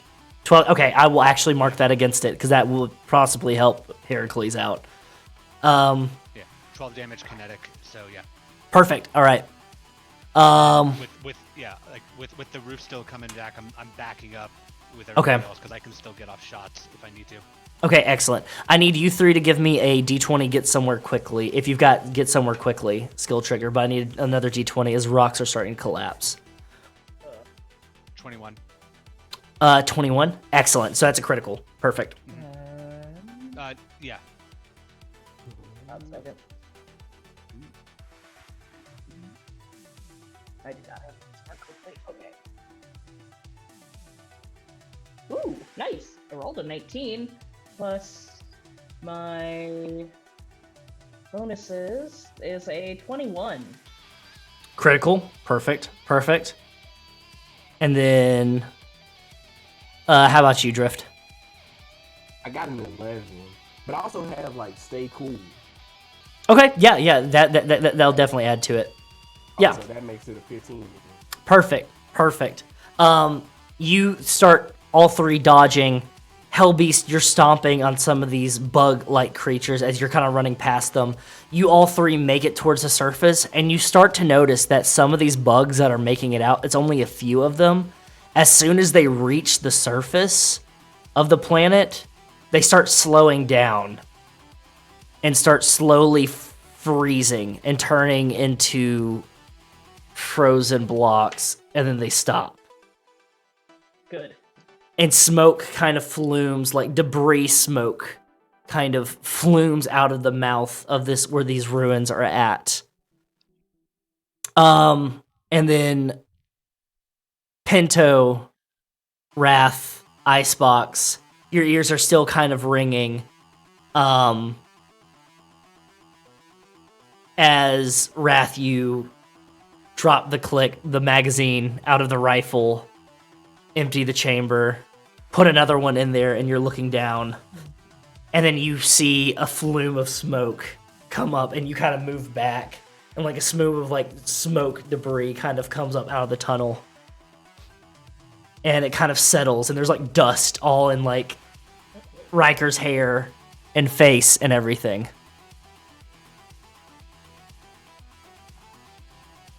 And that's where we're going to take a break.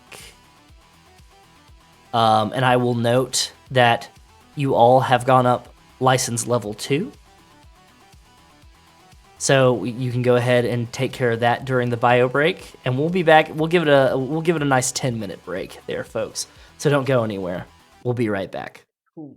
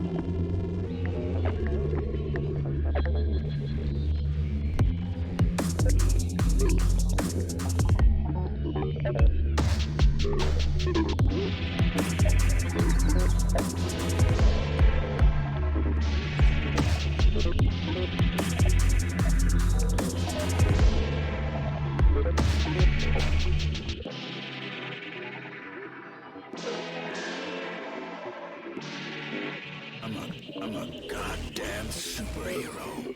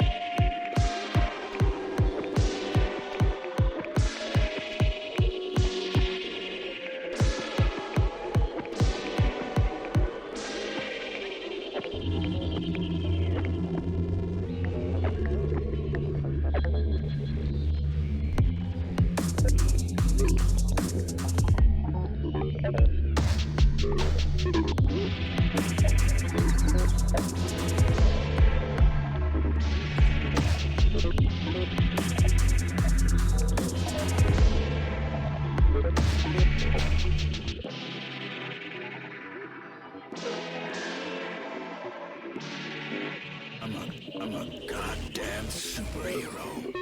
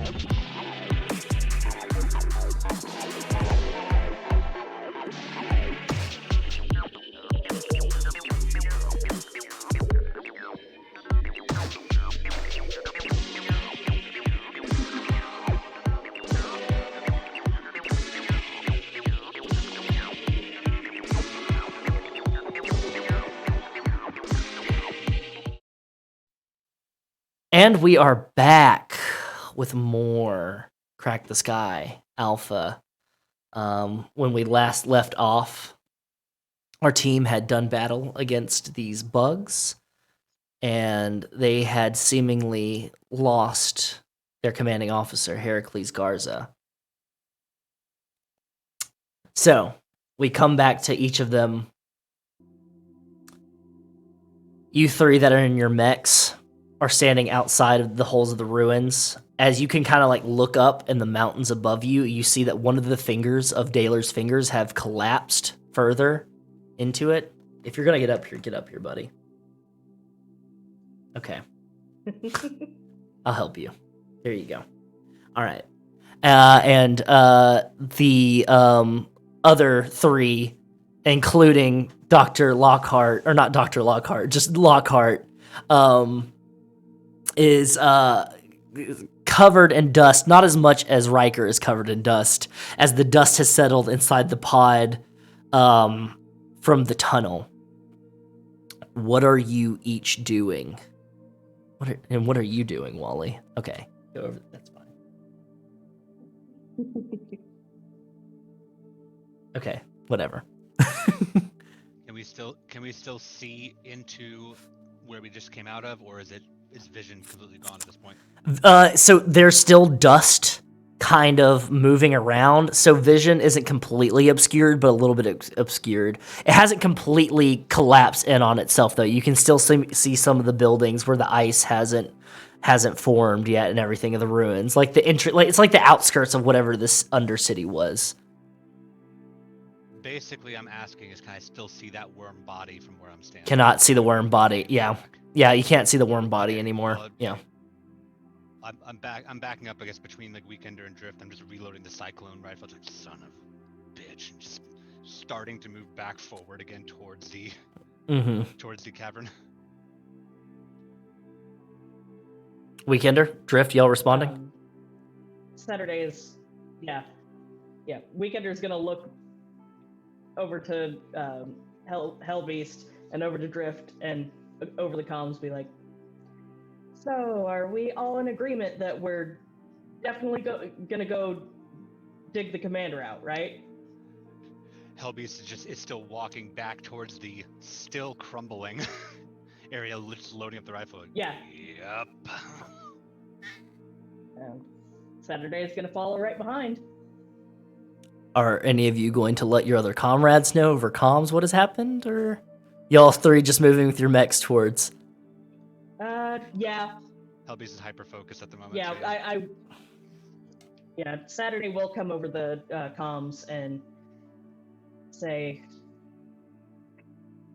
okay, really long story, really short. We used the depth charge. Everything fell. There was a giant worm. It ate Heracles. We're going back in and trying to rescue him. Guys, as soon as you can get here, get here. And then just... You three in the pod hear that as you see Lockhart is crawling, like has dropped that rifle to the side and is crawling towards the tunnel and goes, no, everything I've been studying, everything I've been doing, it's gone, what have you done? Is like trying to crawl towards that tunnel, that hole that's in the ground in the bathroom.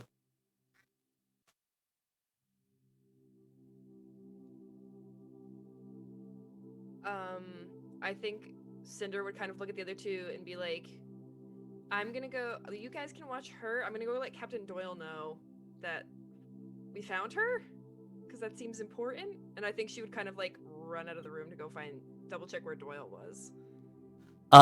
You run out of the pod and you see that a lot of the people at the base are mobilizing. You're all looking up and you notice that one of the fingers of Daler's fingers has collapsed in on itself. And there's like dust and rubble that's settling up at the top. You see that there's a little bit of dust that's coming out towards the ruins and everything. You see Doyle has a loudspeaker, like a speakerphone, like a bullhorn, and is like going like, okay, we need engineering teams ready to figure out what happened. We need to start assessing everything. What's happening? Everyone stay calm. Oh, good. Cinder, what's happening? What happened? What were you doing?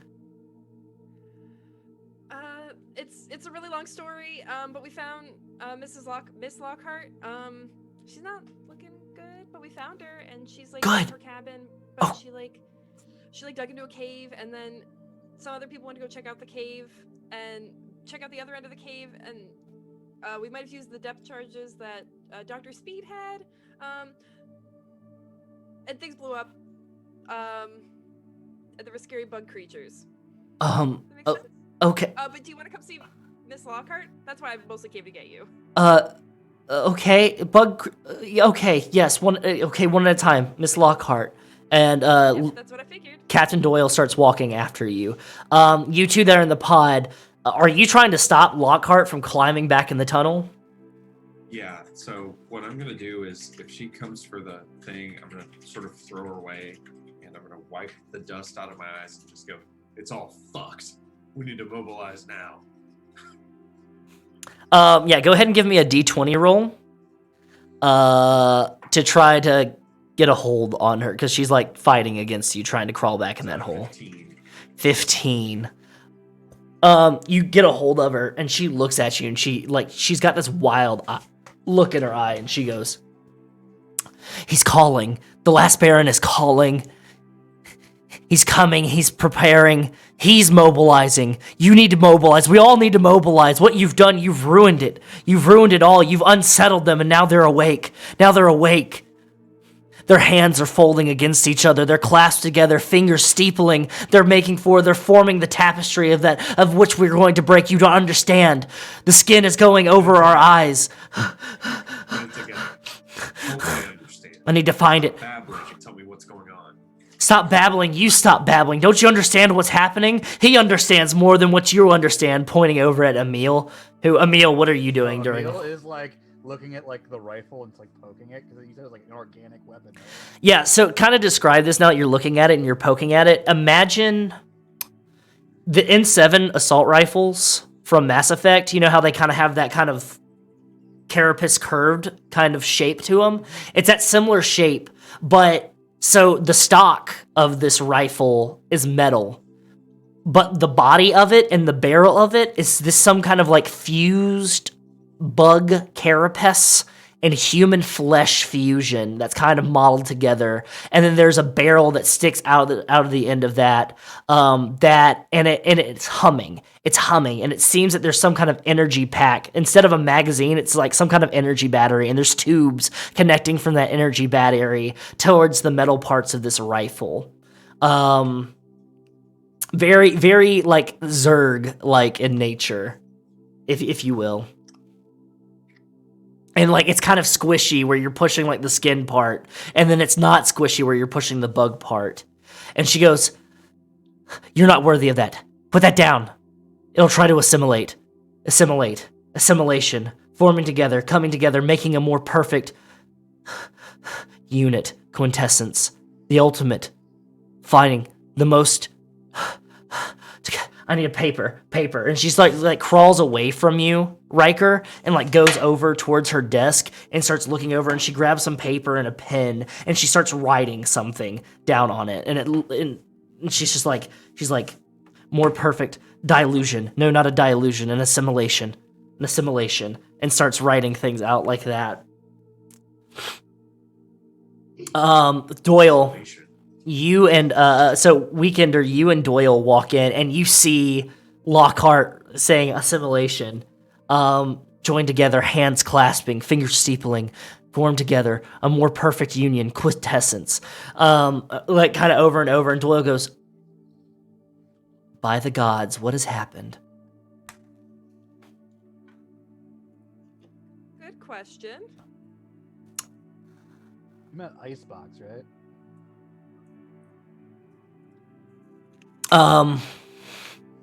Lockhart looks over towards you, Cinder.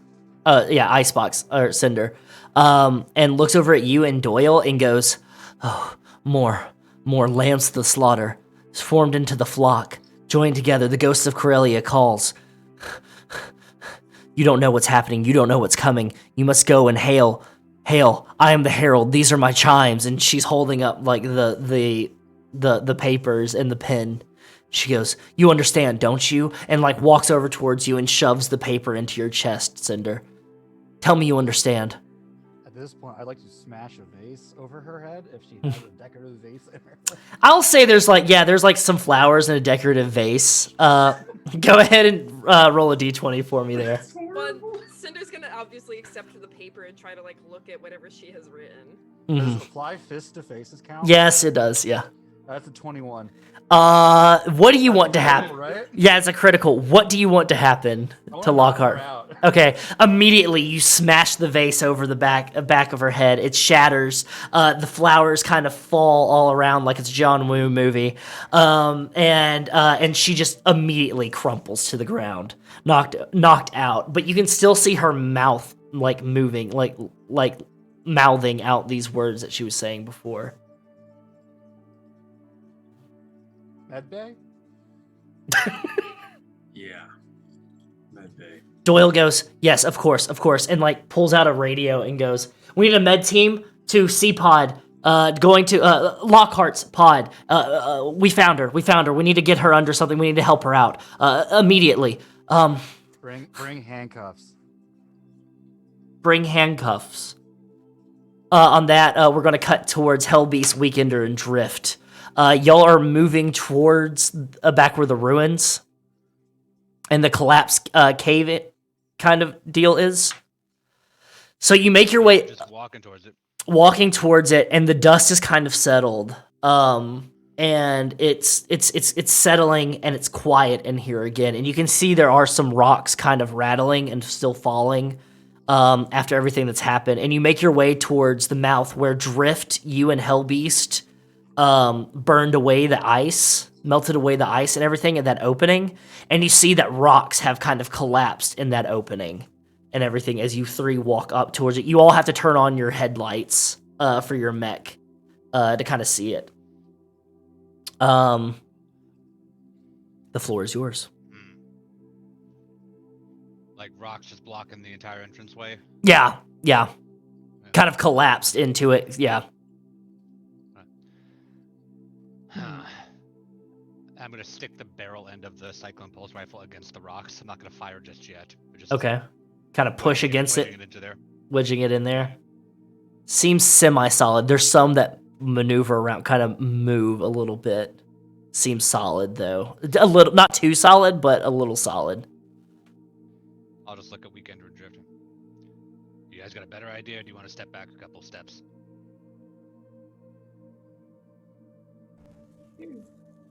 And Arcade is just gonna put its big mech hands up like this and take like 3 big steps back. Great. Do I still have the Shrike like generating heat or no? Yeah, I would say the strike's still generating heat. It's still, yeah. Drift, what were you gonna say? Oh, like I step back and I just go, man, this paycheck is gonna be great.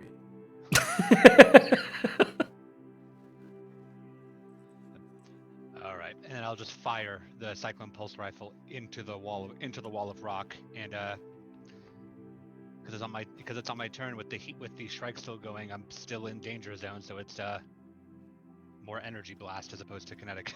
Perfect. All right, go ahead and make that roll. Yep. Wonderful. I rolled a 19, so then plus my stuff that puts it over 20. Perfect. Okay. So that's gonna be Another that whole critical. Thing, that whole thing and a whole like 27 points of damage. Mm-hmm. Because it's the maximum of everything. You hold that up against it, and you kind of like step back so that your arm is fully extended of your mech, so that you can get your chassis, like your torso, and like the chassis of your torso away from it, and you just pull the trigger, and there's that build up, and it just bursts through again, and the rock eviscerates. It fuses almost together. You are introducing a whole new element to it of like forming. You were forming coal and crushing that coal together, essentially glassing this tunnel that you've made. And when you like all that kind of clears and like the energy has died down, you look back at it and you've kind of bored a tunnel through these rocks. It's not too deep. It's not like too deep into where there's so many rocks. But there's like, you formed like a glass tunnel that like your mechs can get through it, but they're going to have to get on all fours to crawl through it. Let's go. Well, ain't that pretty. Who's first? Who's fastest? I'll just sort of look over at Drift. That's right. All right, Drift. You go over towards the tunnel hole and you like crawl in and start crawling in. Your headlights kind of peering through, and it's kind of slippery. HELLBEAST has essentially made a glass tunnel, fusing all of this. It's quite impressive. Has made more crystal essentially, and you start crawling through, and you can see it kind of cracking under the pressure. But it hasn't completely broken, but it's cracking under the pressure of your mech. And you kind of come out on the other side. And you see on the other end what remains of the mountain essentially falling in on itself. It is now open air. And you have caused a bowl of sorts. And you can see that mixed in with like the mountaintop, there's the rubble of the city, and you can see there are smashed bugs that are still kind of twitching, but they're pinned, they're not able to move. Most are dead, some are trapped or collected underneath rocks, and they're just kind of twitching a little bit. I want to imagine if Sokovia had dropped in Age of Ultron, it would have formed that kind of bowl of like that big dish in Cuba from GoldenEye. It is essentially that, but there's rubble and buildings and everything splintered all throughout it. You have dropped the mountain down and on itself and on this cave system. And you crawled up, and you've crawled out, Drift, and you can now kind of get a sense. And you do see there is one area where the worm, that giant worm, had dove through, and there's a giant tunnel burrowed to your left into the ground that has left it behind. It seemed that it had collapsed in on the worm, and the worm had pushed through.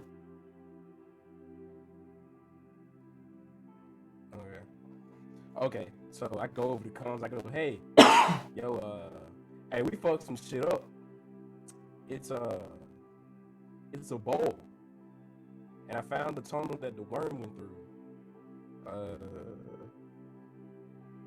So realistically, they can come over the mountain. If it's a bowl now, right? They can come over the... Arguably, they could take a hike, yeah. Yeah, like, you can slide through here safe. Or, well, actually, no, don't slide through here. It kind of crumbled on my way in. Y'all might want to take the long way.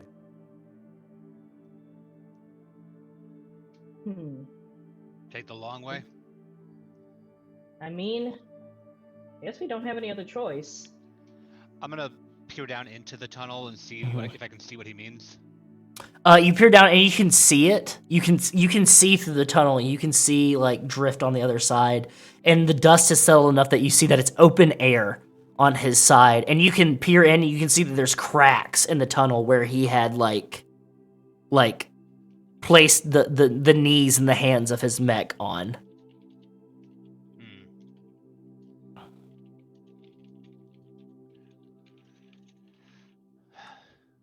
All right. I think we can make it through, but we can go up and over if we gotta. Drift, take a look and see if there's any sign of Heracles while we're traversing. And I'll Nothing but bug legs. I'll look harder. I'll go back towards the open air to start the overpass. Perfect. We're going to cut back over to the other three. Med team has come and collected Lockhart, leaving you three with Doyle. And Doyle's just kind of like scratching her head and going, okay, where does this leave us? Okay, well, you've done one of your objectives, but now the whole mountain has collapsed in on itself. We have to get a team to start surveying, seeing what's happening. Where's the rest of your team at? Mountain? Mountain. Perfect. Oh, great. Mountain. Great. Checking it out. Yeah, where the collapse just happened. Like I said, they dropped off one of the depth charges from Dr. Speed. Oh. Okay. Well, Where's Heracles then? Is Heracles around? He went to go check on them and help. Want to go check on them and help. Okay, perfect. Well, I think we need to wait to survey and everything. We need to get you all together. We need to figure out what our next step is. I think maybe if we can get you all in one place, then we can figure this out. This seems very erratic and everything. Anatoly, and you see her yelling across the mech bay, and you see Anatoly has grabbed one of the loaders, and he's fitting one of this like massive drill to the arm of it. Using the hand of this loader and like kind of like taking the hand off of the other hand off and attaching a drill to it. Anatoly, no, not now. And what are you doing, Anatoly? And Anatoly turns off the loader and goes, the mountain has collapsed. They might need giant drill. I have giant drill. I have used new friend's space grease, and it is now usable now. New toy. Holds it up and like turns the loader back on, holds it up, and the drill starts turning. I love Anatoly. We could definitely use a giant drill. Goes, okay, survey team. How about you three go group up with the rest of Oblivion Unit? I'll get everyone else organized here. We can do a survey team, figure out what's happening, what's going on. Okay? Okay. Sounds good. God and I think she like looks back over her shoulder at Pinto and Wrath just to make sure they're also on board. Yeah, Wrath is kind of just like hunkered down, like gasping, trying to get the dust out of his face. I'll be like, yeah, let's go. I think before Cinder would go to her mech, she'd want to look at the paper that Miss Lockhart gave her and see what she had written. So I don't know how much you had seen of the diary that Wrath had shown you that was Lockhart's diary, but it's more of that kind of chicken scratch writing. It's like hieroglyphics almost. It's upward. It seems that each of the letters or whatever these symbols that she was drawing into it are like it's a form of like 3 to 5 different lines put in different shapes, and some have an occasional dot to them. And they seem to be forming something. And she was like writing it, but in a spiral almost.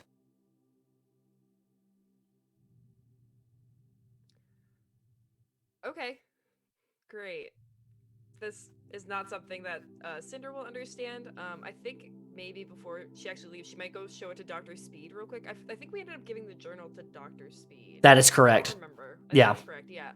So I think she would go try to meet up with Dr. Speed real quick and just see if they had figured out anything with the notebook, if this would make any sense with that. You grab the papers and you go over to Dr. Speed's pod, which is next door.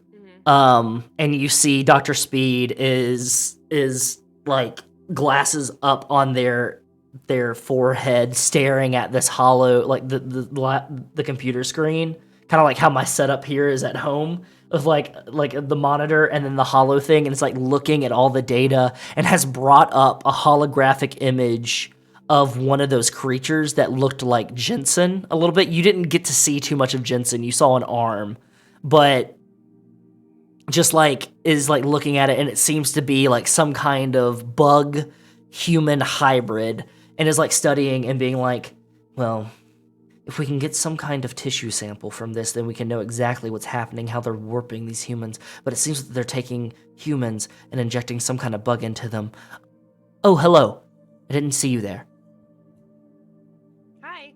So we found Miss Lockhart. And Good. she gave me some more papers with some fun notes on them. Did you get a chance to look at her journal at all? And she would like pass the papers over. Pass the papers over and goes, good. Okay, it's Spiral. This is different from the other patterns. It seems that she's descended more into madness. Brings up a log and goes, Speed Diary. Another transmission here about the writings that Miss Lockhart has brought to us. It seems that they have taken some sort of spiral pattern now, instead of just writing out left to right. I'm understanding that maybe it is not some form of kanji or hieroglyphics, but maybe some kind of actual proper lettering. Maybe a transmission, a little bit of something more. I don't know. Is there anything else that she had on her? She had some kind of rifle on her. I didn't get a good look at it. I think that might actually still be in the room. Leave it to General Massive to have some kind of creepy rifle or something like that. Can't use their mechs for science. No, use them for war instead. Of course, she called herself a genius, what have you. Is there a way that you could bring that rifle to me? I might be able to get a little bit more insight into what was happening to her. Sure. Give me 1 second. And she would go out of the room. And I think the rifle would still just be in that room. Unless Emil or Wrath have grabbed it. Yeah, Emil, Wrath. I'm gonna interject.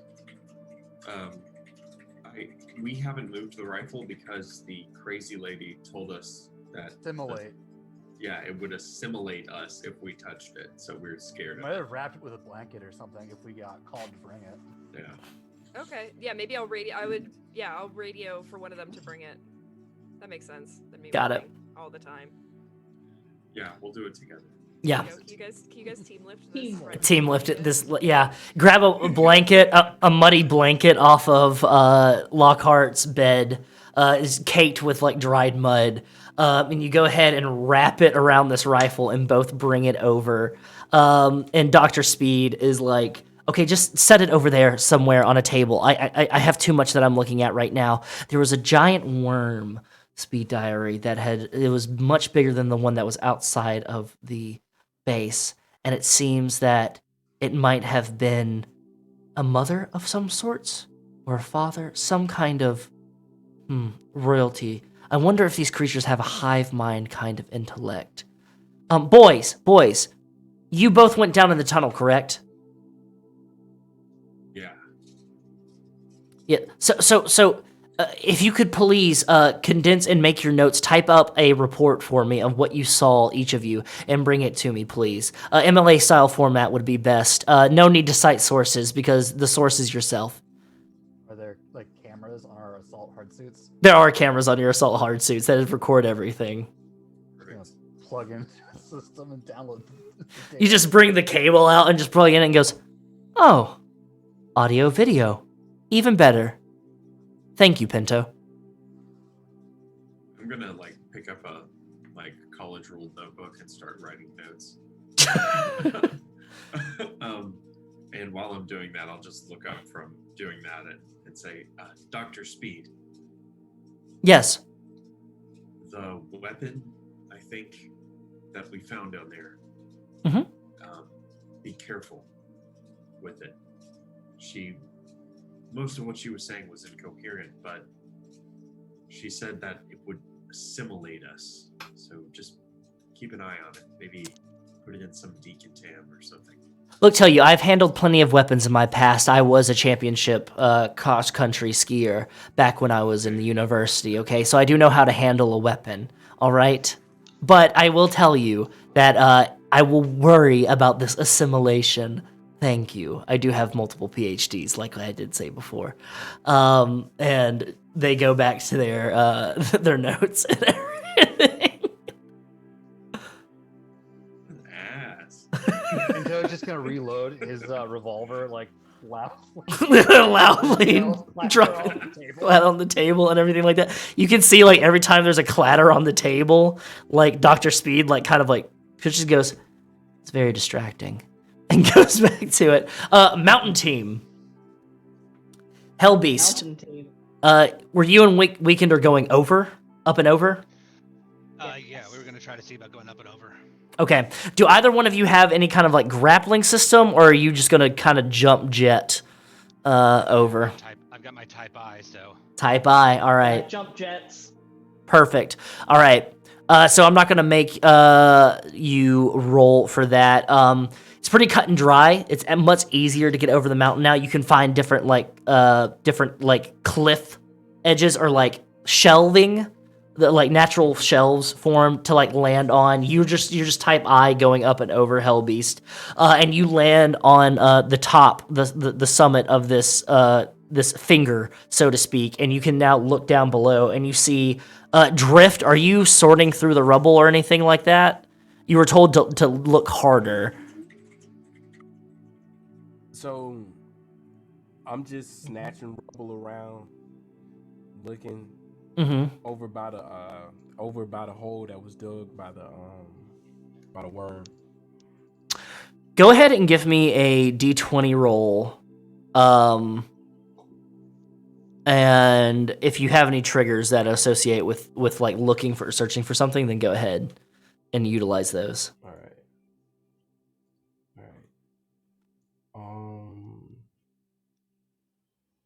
Would stay cool.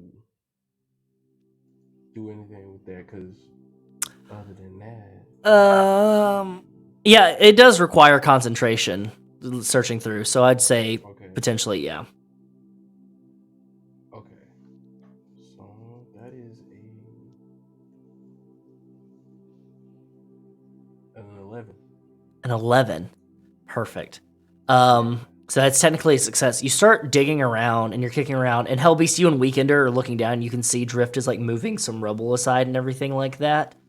And one of these small bugs grabs your mech's arm when you're like move a rock aside, and you just quickly take like I imagine like you just take your hand and just kind of squish it against the other rock that it's pinned against, and then move aside. Right.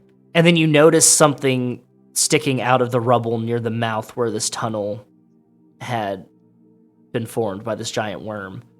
You go over towards it and you pick it up, and it seems to be Dropshot's rifle, or Heracles' mech's like rifle, but it's kind of bent and dinged up on the barrel. And holding it up close, you can see that it's got like a leather. It's a massive leather strap on it because it's for the mech, but it's got a leather strap on it, and it had some kind of like condor feathers on the scope attached to the scope, and it had different stickers on it. And it seems like there was a sticker placed on it, and you do see it. It's like a family portrait. What would be a sticker is like a family portrait for this rifle. Like in person, it would be portrait size, but you see Garza with seems like a small child on his hip. And there's seems to be a partner of some sorts that's on the other side. And you're just kind of picking it up and like looking over. Okay, so I found his gun by this giant hole. I think the worm took him into the hole. Son of a bitch. Wait there, and I'm gonna just step off the ledge with Taibai to just drift down. I'm gonna vent heat on the way down, just to venting heat to not hit that heat cap. Yeah. So just a plume as I go down. I like this idea of like you constantly smoking and venting a little bit. You're a bit like Ifrit in Final Fantasy 15. Just like. Well, there's a name for a future mech.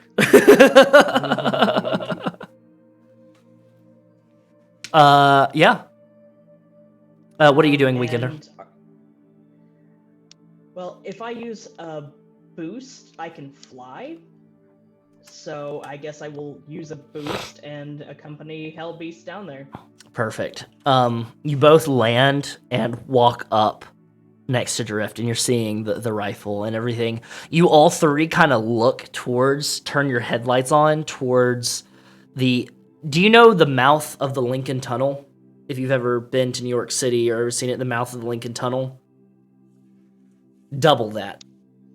And that is the diameter of this tunnel size. And you can see that along the ridges of it, it is a smooth bore tunnel. And along the ridges of it, or like the edge of the tunnel, it seems like there are like periodically, like along one side, on each side, vertical and horizontal, across from each other, divots that are being carved along the side of the rock, as if there was like ridges or something in the side of this worm body, helping to like push it or something or dig through.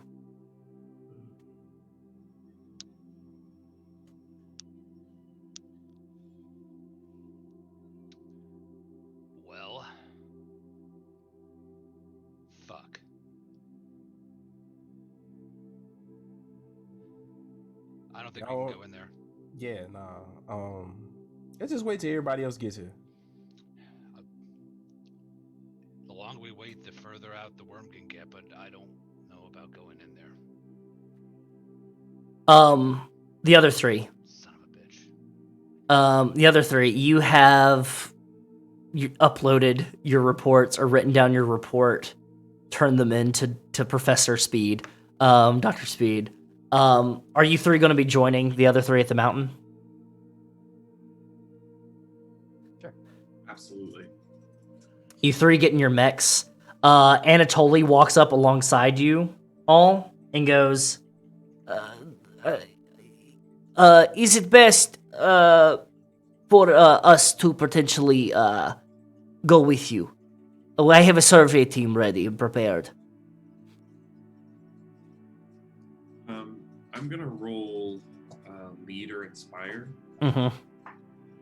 and I am going to try to give some inspiring speech about how they need to hunker down and get ready for whatever's coming next. Got it. All right. A Go. drill hand. Go ahead and roll. Yeah.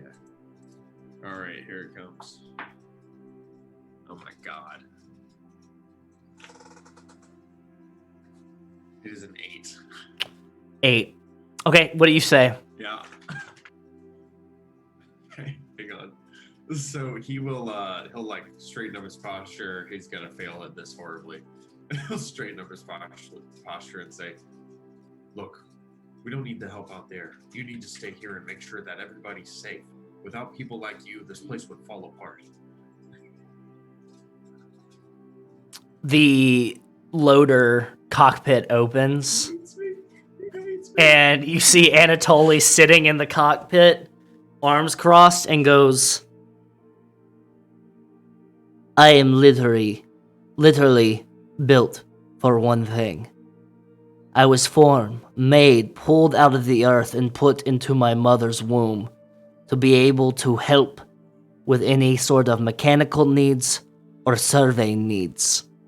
I am like Golem, made to take orders for those who are in command. I do not see any stripes, nor corsairs, or any stars on your collar. So if I need your command, I hope that you go through military training beforehand and go through officer school. I will take my survey team, and we shall see who gets to the mountain first. You and that piece of shit jalopy you're handling, or me and this, and hoists up the drill hand, and in Russian, like, yells out over a bullhorn, goes, get everyone together, get ready. We're going through that fucking rubble. And starts walking off, and you see a survey team kind of going. There's a pack truck that has like treads that rolls past you. Malcolm kind of walks across and goes, I don't know. It's pretty harsh. But I'm going to go ahead and get the dropship ready. And I'm going to go take it over the top, see if we can help out the other three if any one of you want to catch a lift. Might be a little bit faster than you having to climb up the mountainside. Yeah, thanks. Of course, boss. Welcome. Yeah, of course. Not a problem at all. Goes over to the dropship, turns it on, brings it over, and there are on this dropship, it's a little bit like the shield dropships, but there are platform and handholds for mechs to step on and like hold on to so that they can like roll in like it is like fucking imagine Vietnam, Huey flying overhead. Malcolm turns on some music and starts getting ready, rolling over. He puts on a song that would be probably a favorite of Pinto's and starts going. It's playing now. But lifts off and ascends over the mountainside, and you see what I've described before is it's turned into a bowl. it is rubble and bodies, and you see HELLBEAST, Drift, and Weekender staring at the mouth. Malcolm brings down the dropship, and you three hop off and make your way over. What are you doing?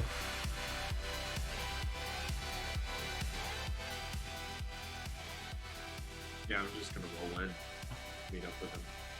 Perfect. Role play away, kids. Oh my god, what happened here? Whoa, is this from the drop charges? Partially. Darn, I missed a good explosion. Hey, Wes, Yes. is the drop ship still nearby? Yeah, Malcolm has settled down. He's like kind of like Oh, okay, cool. he's walking out, and you can see that he's like he's opened the hatch to it, and he's rolling out some stuff to start setting up platforms to make like a survey, like forward operating base almost. Okay, I would like to take Heracles' rifle from whoever currently has it and take it over to the dropship for safekeeping. He goes, "Okay, good. Is that the sergeant's rifle?" And Saturday over the comms will be like, yes, he, giant worm. We're gonna go get him back. Can you keep this safe for him for when we get back? He spits and he goes, "Shit. Yeah, just set it down here beside the ship. I'll load it up. Make sure we keep it someplace for him." Giant worm. Man, fuck this place. And just starts like rolling over like a hover, like it's got like platforms setting down. You know, very futuristic establishing of different like pods, maybe like a landing pad kind of area. And you go back over and join the others. Yeah. As you kind of get closer to the edge, you can hear echoes of like dripping from the hedge, and you can see that there's this kind of like mucus kind of goo periodically that the worm has left behind on the walls of this tunnel. Drift, you kind of kick a rock over into the tunnel, and it kind of rattles, and it just clack, clack, clack, clack, clack, clack, clack, clack, keeps going until you don't ever hear it hit bottom. Hey, that's deep as fuck. Yeah. Well, that's where the sergeant is, so we gotta go. And with that, Pinto just jump down, and his neck will just pop in. I'll watch him like hop down a bit and just go.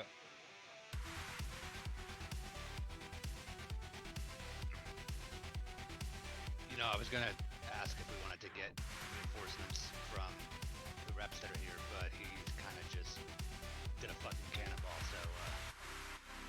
All right, here we go. I mean, like a grab and go, right? Like a grab and go. We're not gonna fight a giant worm. We're gonna like grab him and run out. Right? Yeah, we're gonna grab him from inside the worm's mouth and pull him out like we're just lodging a peanut. And we're gonna go. So, Yeah. so it's not a straight. Luckily, it's not a straight down hole tunnel. It is at an angle. So like when Emil jumps down, he's kind of like sliding down, almost like Tarzan sliding on vines, like sliding down and everything like that. I'm assuming you're turning on your headlights. Yeah. Are each of you following after? Mm-hmm. After much delay, because we're not gonna go back and get different mechs to go do this, and just Okay, use your yeah. well, I mean, there we go. Saturday's gonna be the next one in the hole. Got it. I'll look at ICEBOX, and I'll look at Raft, and I'll say, ladies first. Why not? And she'll jump in the hole. Yeah, I'll just jump in. And then I'll follow in behind with Drift. You start sliding in, and you hear Malcolm go, "Where are you going? What the hell are you? I can't. You're right. It's hole. as you start all sliding down, I need each of you to roll a d20. Anything we're adding to it? You're just adding your grit to it, your pilot grit to it. Okay. 11. 12. 20. Nice. 17. Excellent. Okay, so you all passed. You're each kind of like sliding down, doing various cool shit that you're supposed to be doing, like holding on to the edge and stuff like that, sliding down. Drift probably doing the speed skater thing. All going down. Absolutely. And you feel yourself going further and further and further and further until finally it evens out. You've gone down about 3 miles into the surface until it finally evens out, and you're in this giant tunnel. Nothing lighting it but your mech system's lights around lighting it. And it echoes and it's cavernous. And you just hear the dripping of the mucus coming off of the walls.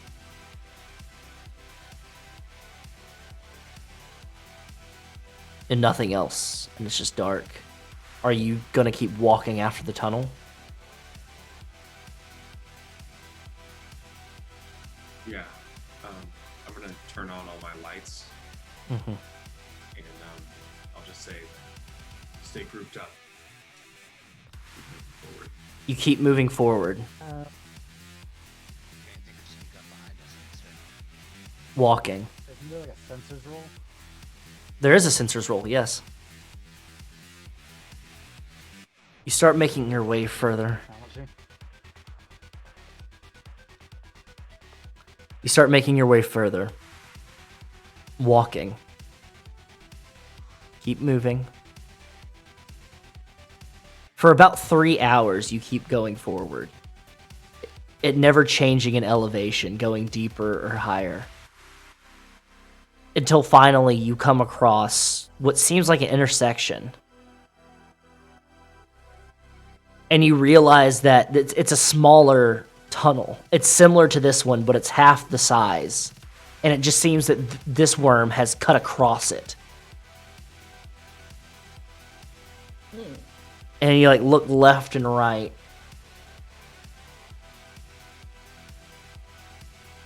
Do you deviate from the giant tunnel into the smaller tunnel, or do you keep going? Does it look like The anything? giant one has the boss. I think does it look like anything went down the smaller tunnel, such as our target? No lights, nothing. There's nothing coming from it, so you just keep going forward. Yeah, I'm I'll gonna keep. scan. No footprints in the smaller tunnel. Because I'm assuming we're leaving footprints in the earth. Yeah. Didn't someone get swallowed by a giant worm like 2 sessions ago? It happens a good bit around here, apparently. Yeah. So, what's his face got like grabbed and tossed around like a dog, like an angry dog and a squirrel. Just like Heracles. You were doing a scan? Yeah, Us? technically what I'm doing is search, because Okay. scan is targeting a specific thing. Yeah. So I'm gonna search. How this works is I choose a character that I would suspect is hiding, so this giant worm, Yeah. within my sensors. So I'll give you that range. Yeah. And then they make a contested systems check against their agility. Got it. Go ahead and make that roll. I'm gonna go ahead and make that roll.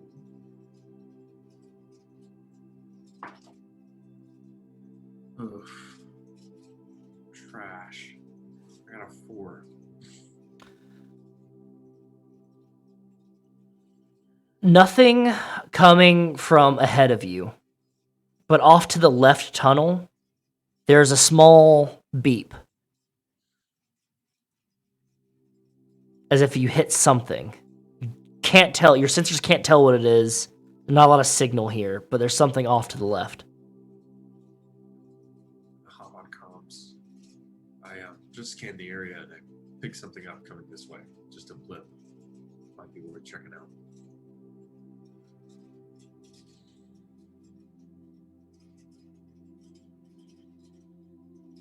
Y'all making your way down that tunnel, or you go keep going forward? Following him. Just following? Just following. You're following the tracker, that little blip. And it starts getting closer.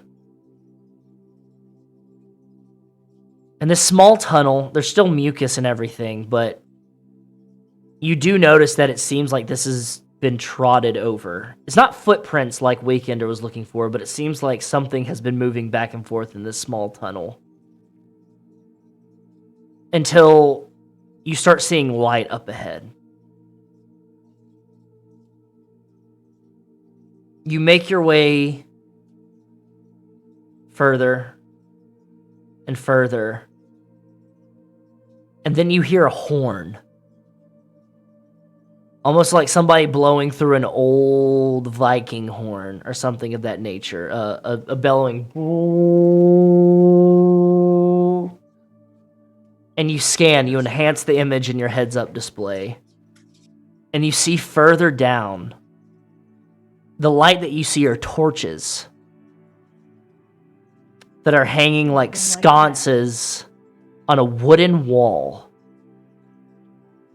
And it seems like a makeshift gate has been built into it.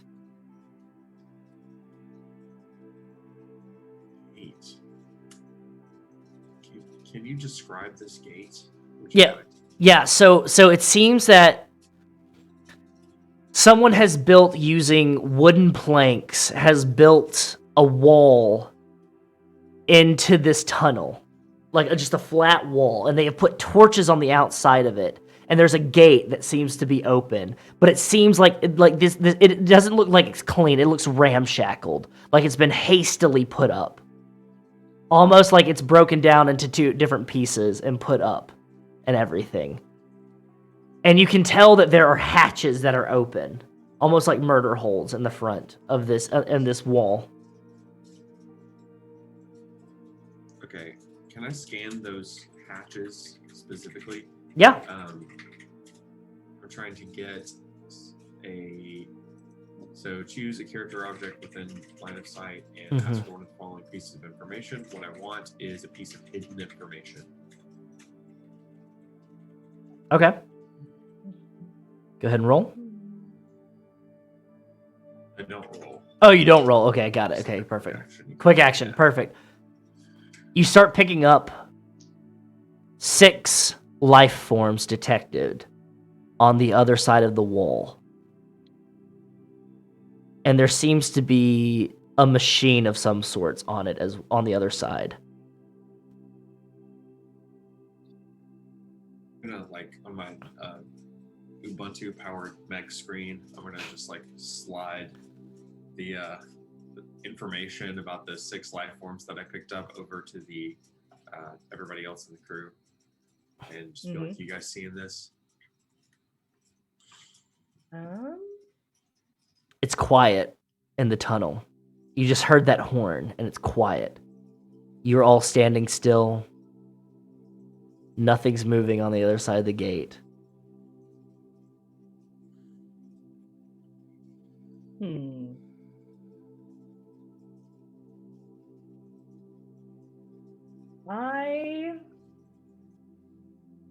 I know what I would like to do.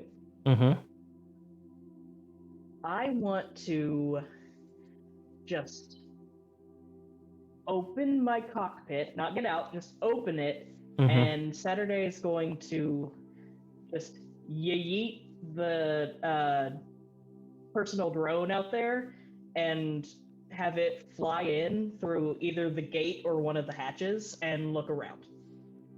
And then immediately close the cockpit again. You let your drone out, and it goes out of the cockpit, and it floats and flies to the gate.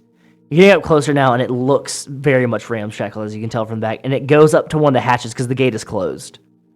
And it goes up to one of the hatches, and you see behind it a man with a rifle. A sniper rifle of sorts.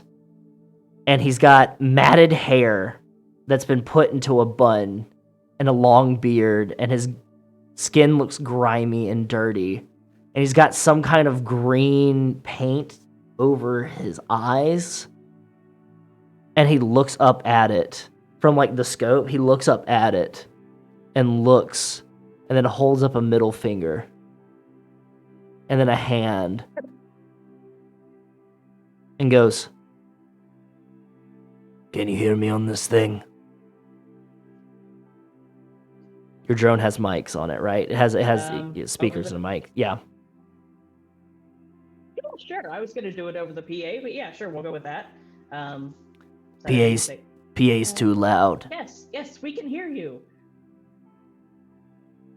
I'm gonna need you to So, either over the get out. phone- Mhm. He goes, "If you can hear me, I'm gonna need you all to get out of your machines and make your way to the gate. Calmly and quietly. Don't use any PAs. Don't use anything like that."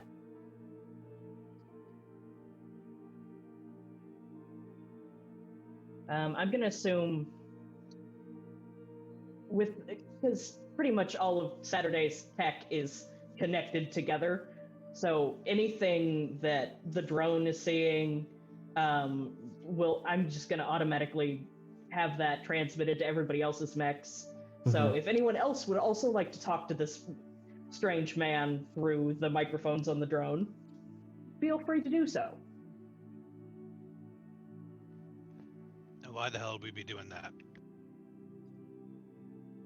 You're causing a lot of racket, and we don't want another one of them to come up through here. We just got done putting up this gate. It'd be a shame for it to be torn down. Who are you? Where did you get wood from? Why are you guys down here? If you come talk to us, we can explain it, but I'm not going to sit here and talk to a robot bug. Okay, fair enough. You can park them right outside the gate. Yeah, no. Look, we're kind of on a bit of a hunt for our commanding officer at the moment. Took a ride with one of these things, so I don't know if we have time to be having tea time at the wooden gate. Worm hasn't moved through here in 24 hours, except for the big one that just moved about 30 minutes ago up ahead. So if you're chasing after somebody that's attached to it, then you best get stepping. They move mighty fast when they're digging. Hang on. You said we're Okay. making a racket? Does noise attract the worms? Yep. That makes Okay, sense. we'll be as quiet as we possibly can. Thank you for that. Can we give them like a radio or something? Just have him hang on to the drone. It wouldn't reach the surface anyway. Mhm. We're like 3 miles underground. Talk about reaching us while we're in the tunnel. Take your thing back. Yeah. We have no need for it down here. Do you guys? I mean, presumably we're going to be coming back this way once we get the sergeant. Do you guys want us to take you up to the surface with us? Hell no. It's warm down here. Cold up there. I mean, we could take you back to the base. They've got heaters. We're fine. We're just fine. Uh, I'd worry about yourselves. All right. I mean, if you're sure. And he'll just pop open the cockpit, have the drone come back in, close the cockpit, and over the comms. Okay, so mechs are heavy, but as quiet as we can possibly be. Yeah, that feel fucking ominous to any of the rest of you. Where did they get wood from underground? Yes. Who knows? We worry about that later. As he said, get stepping. Sure. Yeah. We can always come back. I think we should Yeah. after we find Heracles. Maybe they know Yeah. something about what Miss Lockhart found. That's what I'm worried about. Wait. You found her? Well, at least they were a whole lot more At least they were a whole lot more coherent than she seemed. Yeah, we found her. She's mumbling a lot of gibberish, drawing a lot of shapes, all weird. I mean, they seemed way more coherent than she did. Like, they seem able to communicate about something other than weird, ominous premonition things. His gun didn't look like it was made out of flesh. Like Cronenberg shit? Why is everything here disgusting? Hey, Drift, you think we got the short end of the stick on all this? We got. Oh bug no, they people. fucked us. They fucked us. We got bug people. You got a crazy scientist. I also got bug people. Yeah. Did you get 800 bug people? 800? Yeah. Like Take a seat. millipedes? 837. I'd hate to round it down. Yeah. Anyway, we could talk and walk at the same time. I'm assuming y'all are talking and walking, making your way back towards the main tunnel. Yep. Okay. I'm still taking up the rear, but I'm Mhm. also now like just watching back towards where we left, with the strange people in the strange underground base Yeah, as we go away. of course. Yeah, of course. Because now somebody can sneak up on us. Yeah, yeah. Hey, at least they're not in mechs. So Yet. here. We Hear don't me know out. that. That one wasn't in a mech. This might be a bad idea, but that guy said there hasn't been a mech through. There hasn't been a worm through here in over 24 hours, except for the one we're looking for. Yep. Yeah. Noise attracts them. That one's likely the Oh no. closest. And we at least have to get far enough away from them. I don't want to put them in danger. They're on foot. Oh, I didn't mean. I don't drop even to know their them. camp. Well, I'm also wondering if it's going back to its. Do worms make nests? Biology Fuck. isn't my strong suit. No, they do not. I- Scientifically, they do not make. I think know they do. don't I make mean, this nests. is a weird kind of worm. There's no telling what they do. You keep moving forward, and after about 35 more minutes of walking, it starts getting into an incline to where your mechs Down have or to up? up, an incline, yeah, up, moving up. So you have to start like climbing a little bit by little bit, using your boosters to help you kind of launch up. Till about a mile goes, and you start to see light ahead of you.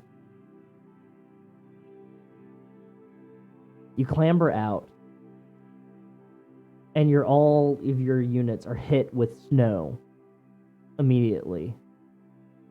As you come up to a opening of sorts on the side of a mountain. And you look down to your right, Okay. and you see that there's another tunnel leading down to your right. But to your left, as you're standing on this ridge of this mountain, you see a massive military base. It's got banners displaying the new Solidarity Coalition, the NSC, on the front of them. A biodome of sorts put up. And an offshoot of that, a smaller dome that has walls up, that has the logo of the Six Skulls mercenary company on it. This is the last thing we needed. No, this is exactly what we need. Make some noise. And we are going to Won't we? call the episode there for tonight. Excellent episode, y'all. Good job. Everything like that. I was ready for it. I to be over. apologize for nothing. So, with that, I'm going to ask each of these wonderful, beautiful people to tell you where you can find them and anything they have promoting coming up, and then we'll wrap up with my stuff, and then we'll let you all go. So yeah, go ahead. Take it away. Let's start with Oz, reverse order. Hey, the only thing I have to promote is Solemn Veil coming up on the 17th of this month. Watch that. Same bat time, same bat channel. That was the worm channel. The worm channel. Yeah. All right, and Leslie. Yep. So I'm Leslie. You can find me here every Friday for Kingdom Hearts Interstitial War. And then, of course, every Sunday for Crack the Sky Alpha. And then I also do a podcast about video games. But our most recent episode that just got posted is about Star Wars, where we talk about The Phantom Menace and how it's a bad movie. That podcast is Called Hot Garbage Gaming. Find it wherever you listen to podcasts. perfect. And then next are Emil, and also you can go ahead and announce some stuff that you're got coming out soon as well, Sure. King. Next Saturday, we have our first episode of the short series of Delta Green, Operation Brass Wineglass, that I will be running with some lovely people, including one Dixie Cyanide, Dixie Cochran of Onyx Path. The Dixie Cochran? So, the Dixie Cochran, among others, including Everybody loves Baser, Kay, and I believe someone else. Who could have? Of course, Leslie. Yeah. Scenario, Delta Green's like Call of Cthulhu, but modern, and I don't know, I want to say X-Filesy. Yeah. Yeah. Also, after that, we're gonna finish up Rage Across Birmingham this season, and after that is my season of Heart, The City Beneath. Yep. Looking forward to that. Yep. We'll have announcements about those games coming up tomorrow and the rest of the week, so we'll be able to talk about that and check that out. After that, we have HELLBEAST. Hey guys, I'm Zak Vaudo. That is my Twitter handle down there.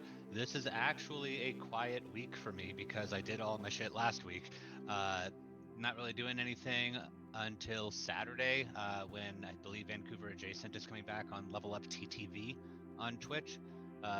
ATL by Night is in the off season, but you can still catch us on Tuesdays, not this Tuesday, doing post-season stuff. You'll catch me here doing Crack the Sky.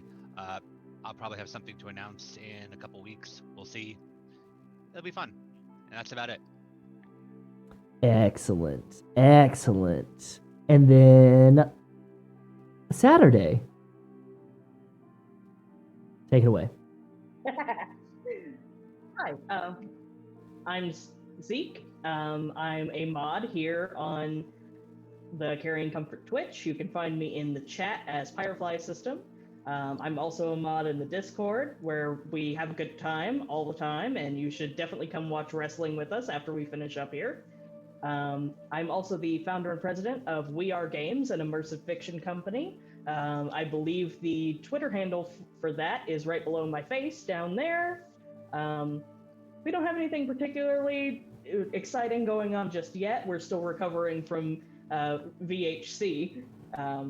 But I believe we may have some cool stuff coming up here soon in conjunction with Carrion Comfort. So look forward to that. And I think that's all I got. Sick. And then last but certainly not least, the Phasing Octopus Drift. You can find me everywhere under the Phasing Octopus, except for on Twitter. It's just Phasing Octopus. On Twitch, new music. I'm constantly just dumping music. Making videos. I've started to upload gaming vids to my YouTube, so there's that too. I'm constantly just dropping stuff, so. Yeah, definitely check out the Phasing Octopus. Excellent music. Excellent project. Please do also give him a follow on Twitch. Really fun times playing some really great games. Give some fucking support to people out there just hanging out and having a good time, providing some dope content for you. And I'll round it up here. We've got coming up this week, we've got Friday, we've got Kingdom Hearts Interstitial War, the next episode of that. Then we also have, like we said, our Delta Green double tap starting Operation Brass Wineglass. And then I can also announce we also have Heart starting. Descended drum beats, so you'll see a lot more announcements for that. I can also say I got dates and times. So March 13th and March 20th will be the Delta Green double tap at 8:30 p.m. Eastern, and then Solemn Veil Run to the Hills will be March 17th and March 24th, and that will be at 8 p.m. Eastern, 7 p.m. Central.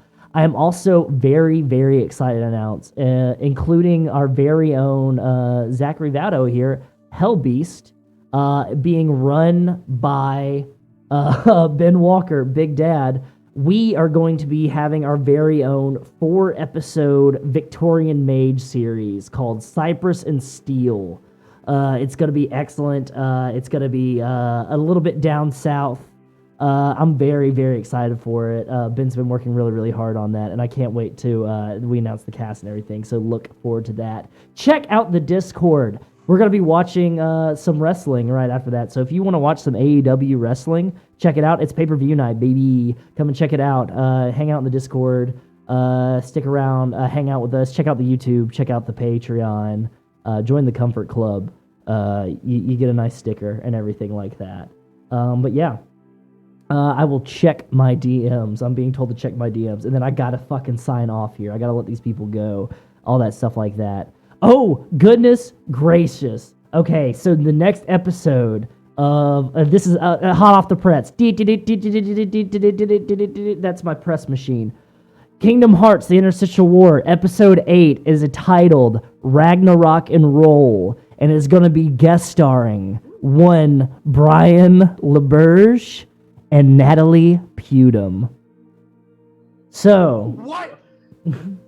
go ahead and check that out this weekend. It's going to be a great time. Oh, that was a steamy, hot off the press. Look at that. Okay, so, great. We'll be hanging out afterwards in Discord. I hope you all have a great, excellent evening. Thank you. We're finally back with Crack the Sky. Have a great evening. Good night, everyone. And do not forget, comfort comes soon. Thank you. Goodbye.